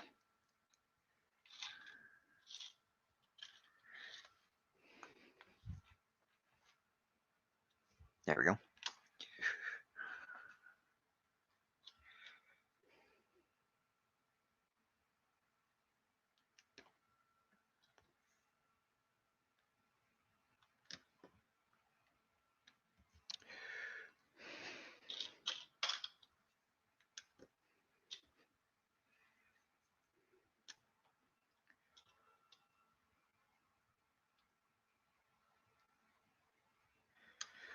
Noticed on the S160 for small piping details, I used really small handles that look like minifig hands but not slanted and slightly shorter. They are called monopods. They are not a Lego part. They are produced by a company called Brickarms. The monopod name comes from it being a monopod instead of a bipod that you would use on like a rifle. I use monopods extremely frequently in my models. It's a wonderful part, able to accomplish a lot of, able to help me get a lot of small hose connections and small detail pieces in the ways and angles and styles that I need them to be in. So I love using them. They are available, I think, for 25 cents a piece from Brickmania. Brickmania is if I remember correctly, they're the largest distributor of brick arms in the world, so they should definitely have what you need there. Like I mentioned earlier that I buy them in pretty solid quantities, and that's definitely correct. I buy them probably. I believe that I have cleared out the Brickmania inventory of some monopods before. So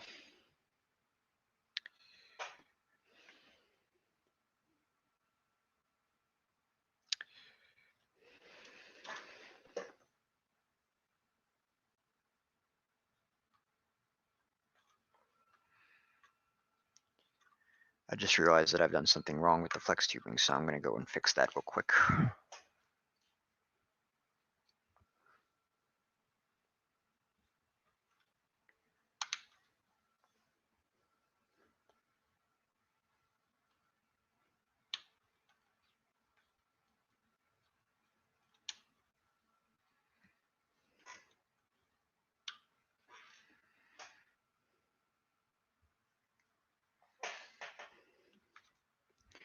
want to make sure like I said earlier, I want to make sure that I do the correct thing here, and I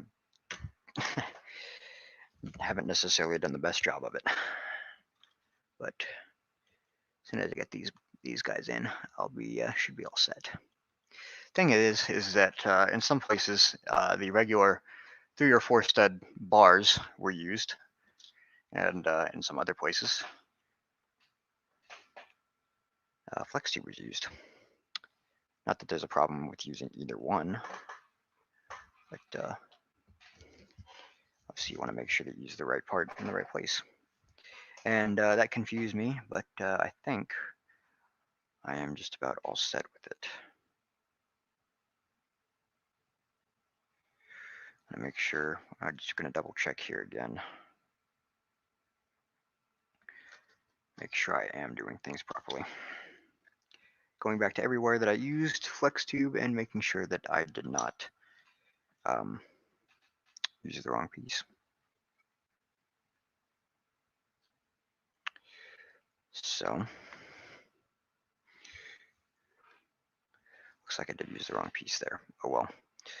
Let me double check my work.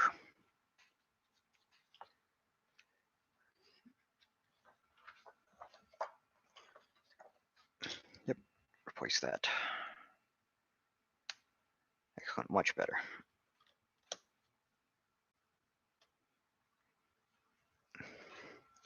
Sign your petition to get U-clips in brown. I agree. I will sign that petition. I would love to have U-clips in brown.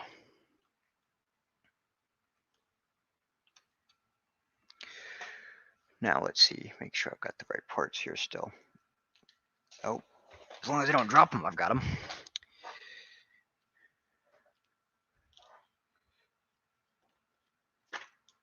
All right. Getting now to the rear ladder that goes up the bunker. There we go.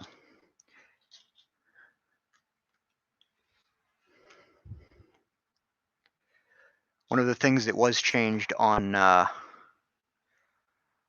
the kit version of the Mohawk, as opposed to my own prototype copy, is the rear ladder that I am assembling currently.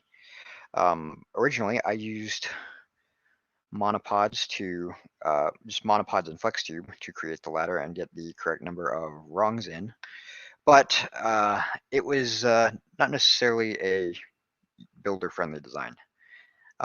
Very fragile, very breakable, very easy to misalign the monopods. So instead, using the bar holder piece and a monopod inserted into the end of that to create the rungs, which is much more sturdy and works a lot better. I will keep the monopod method on my own personal copy, but the kit version I am going to keep 100% accurate to the kit.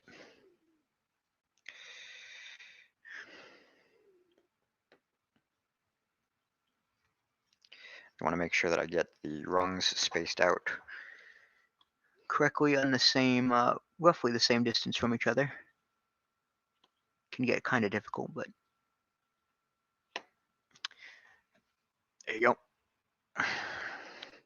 So with that done, can build the rear wall of the bunker slope, which I should have done already, but it doesn't really matter.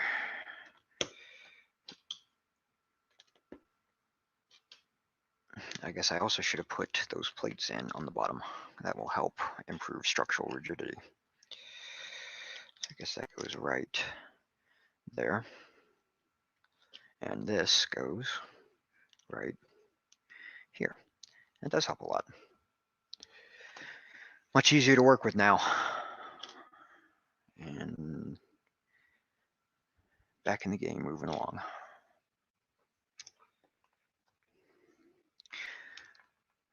Monopod, yes. The one thing that I wish about monopods is that I am glad, in a lot of ways, I'm glad that this is not the case, but a lot of times I wish that I could insert them into flex tube.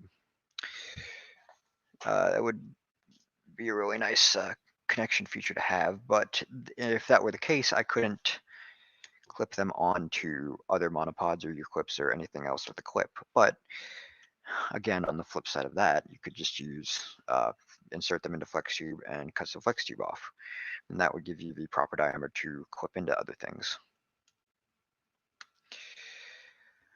I'm not complaining. It's a wonderful part. I'm very happy to be able to use them.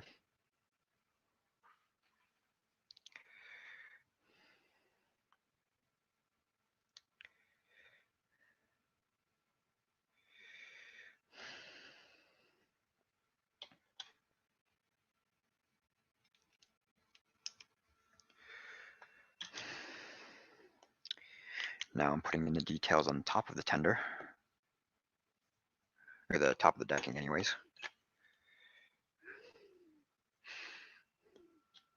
Of which there are a few different ones.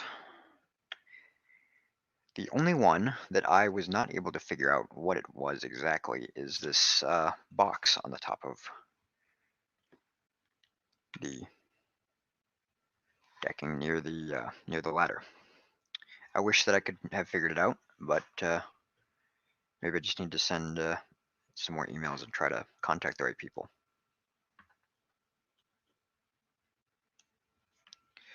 And it looks like we're just about done with the tender decking. There we go. So there's the box, or I'm sorry, there's the ladder. There's the box that I'm not sure what it is. This is the water hatch. I'm sorry, water hatch here. The top of the scoop chute for where the water goes into the tank, and then here is the equalization valve. So that part is done, and it looks like we've only got the bunker walls to assemble next. And then that will be the tender complete.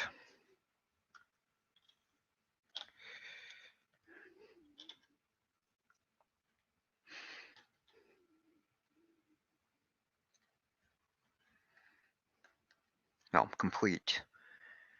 Built, not completely assembled, again, because it will be easier to assemble or to install the lights and, the wires from the locomotive once the locomotive itself is built.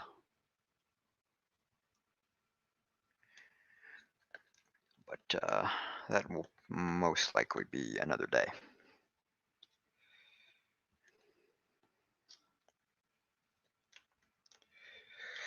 One of the features that was prominent on the majority of the New York Central Mohawks, the L2As specifically, was the tender. In my research, I noticed that a number of L2As were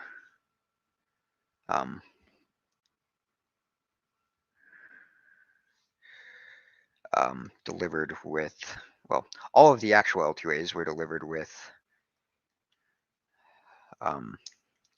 a tender capacity of 2,100 tons. I'm sorry, 2,100 tons. 21 tons, which was that was how they were delivered, and some of the L2As maintained that capacity, but the majority of them got upgraded coal capacities in the tender. And so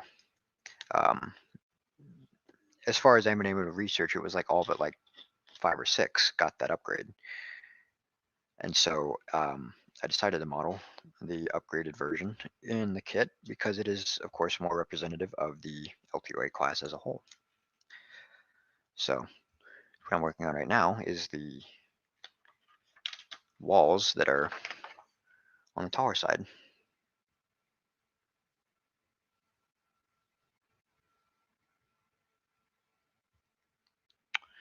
Very good. An extra note about the tender deck and making sure that you put in the lights and connect everything up beforehand. It is removable, of course. Nice note in case you plan to run the locomotive immediately.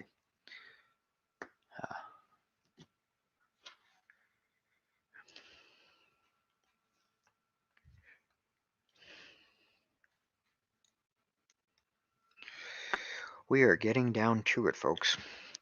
I appreciate if you've been watching from the start. Firstly, congratulations. I wish I could give you a prize, but I have none to offer. But I do appreciate the support. That does mean a lot, and I'm glad that you find this entertaining, because I am more than happy to put on a live stream when I've got something interesting going on, or something to build. So hopefully everyone has been enjoying it. Hopefully you've learned something new. Hopefully you've enjoyed some good conversation about Lego and trains and things like that. I know I always do.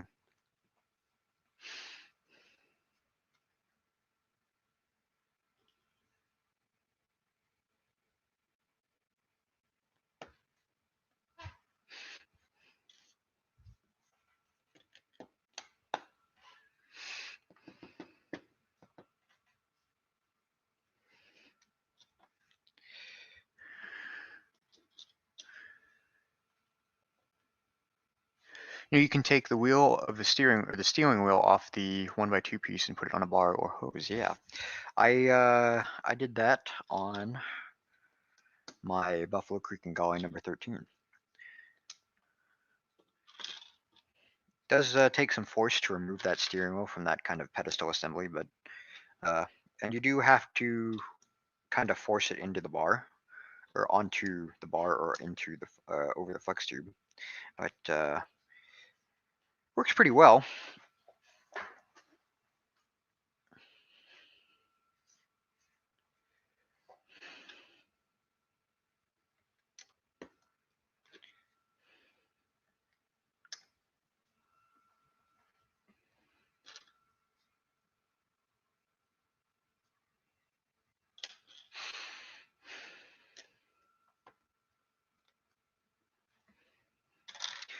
Now I'm getting into the part of the build where I put the coal load in.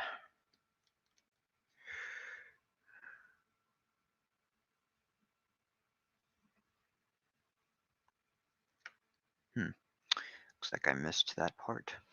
That's okay. Got them right here.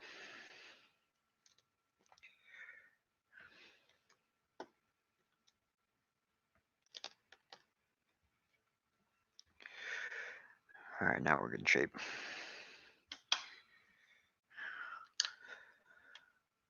Almost there for the day. 2x3 plates. Usually it's easiest to build a locomotive to put the receivers hidden in the coal load. It's obviously black on black, or dark clear black on black, and it usually works pretty well. Usually is a pretty effective job at hiding the receivers in there. The thing about that is that you have to build a hole for those receivers to stick out of. But it's usually not too big of a challenge.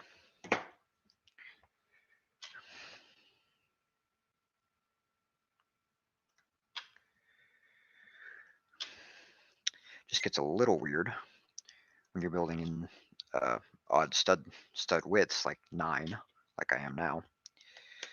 You have to make sure that your plates or your plate connections are strong enough that your coal load doesn't fall in on itself.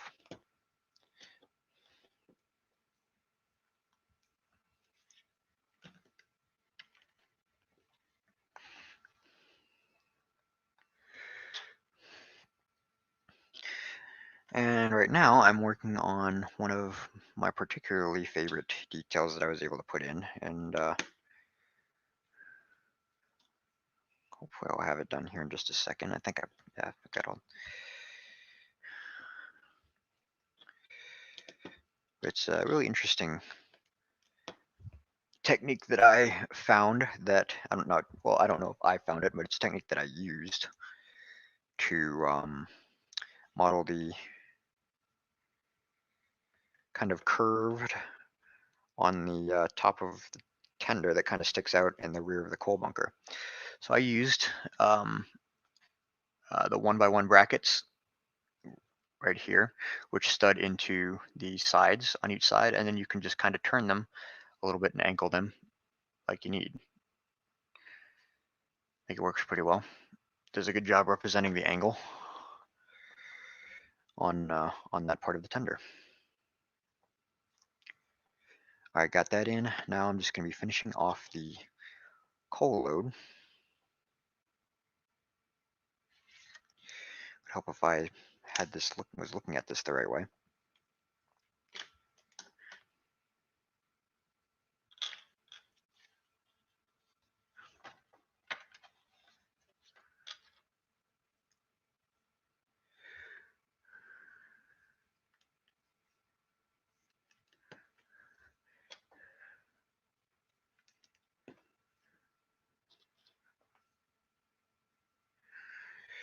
Nice thing about doing coal load is that you don't have to be exact about it.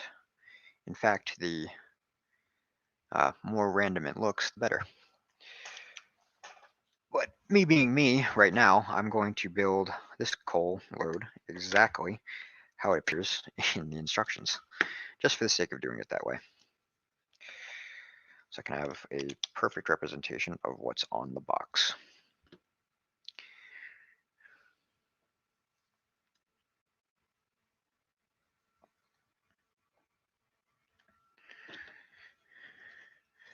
Elijah joined. Welcome, Elijah. Glad you could make it out. Unfortunately, you are near the end of the stream for the day. I have been going now for close to 4 hours, just a while, but I appreciate everybody for being here. Can't wait to get home and work on your GS1. I'm glad to hear that. I wish you all the best in working on that, because a lot of people tend to go for the GS4s. Not that there's anything wrong with that, of course. GS4s are gorgeous. It's also nice to see some people give attention to the other GS Golden State classes. So, looking forward to seeing your locomotive develop.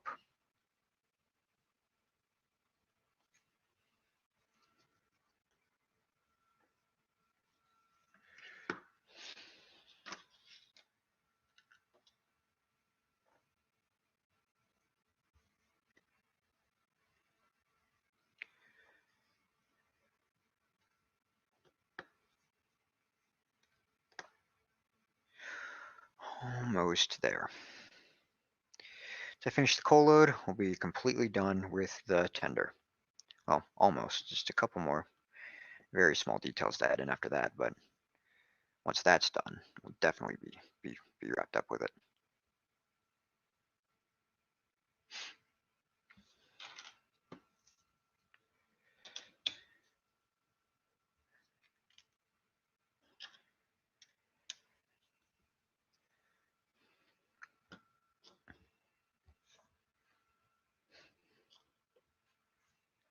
How good are the O-scale knuckle couplers? Well, I might be a little bit biased, but I love them. They do a very good job at what I need them to do. And I guess I missed that part. That's okay. To go back and make sure that I get that done. Did miss one thing, not a big deal, but or one kind of small assembly, but I can go back and get that pretty easily.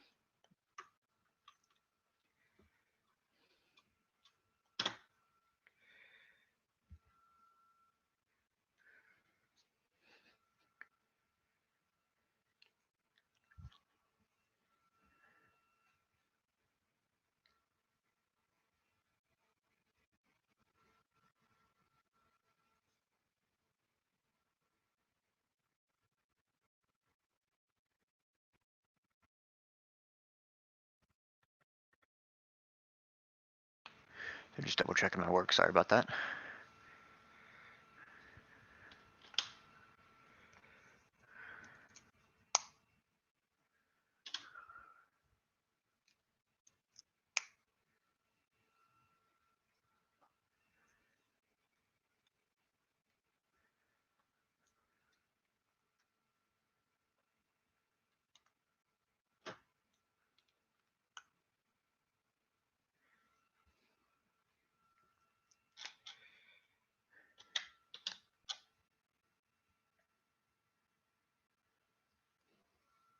Yep, looks good.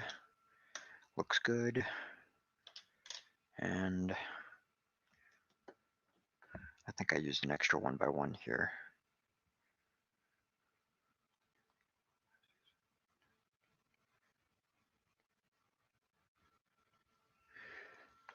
Or I did somewhere. But that's okay. Borrow one. Yeah, I've definitely used the wrong one there. All right. With that, we're done. All the assemblies are put together. Got the tender here. Oh, I know where I used that extra 1x1 from.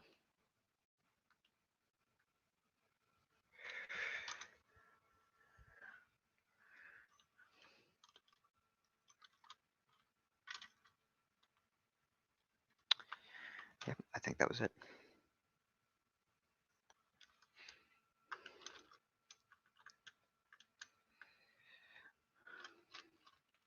That's all right.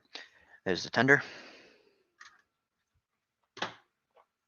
Extra sub-assemblies to put on once the locomotive is built.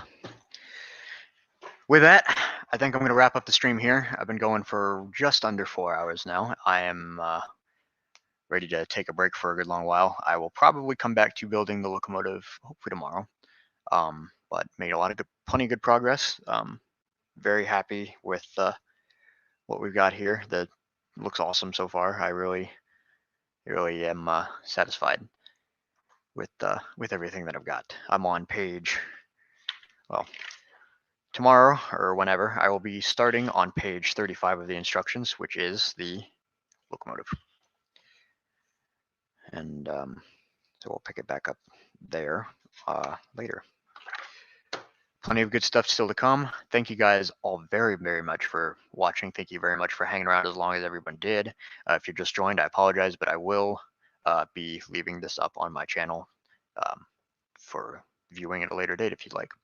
So once again, I hope everybody is doing well. Hope everybody has a good rest of the day. Thanks for watching, and hope you enjoyed, and I'll talk to you all later.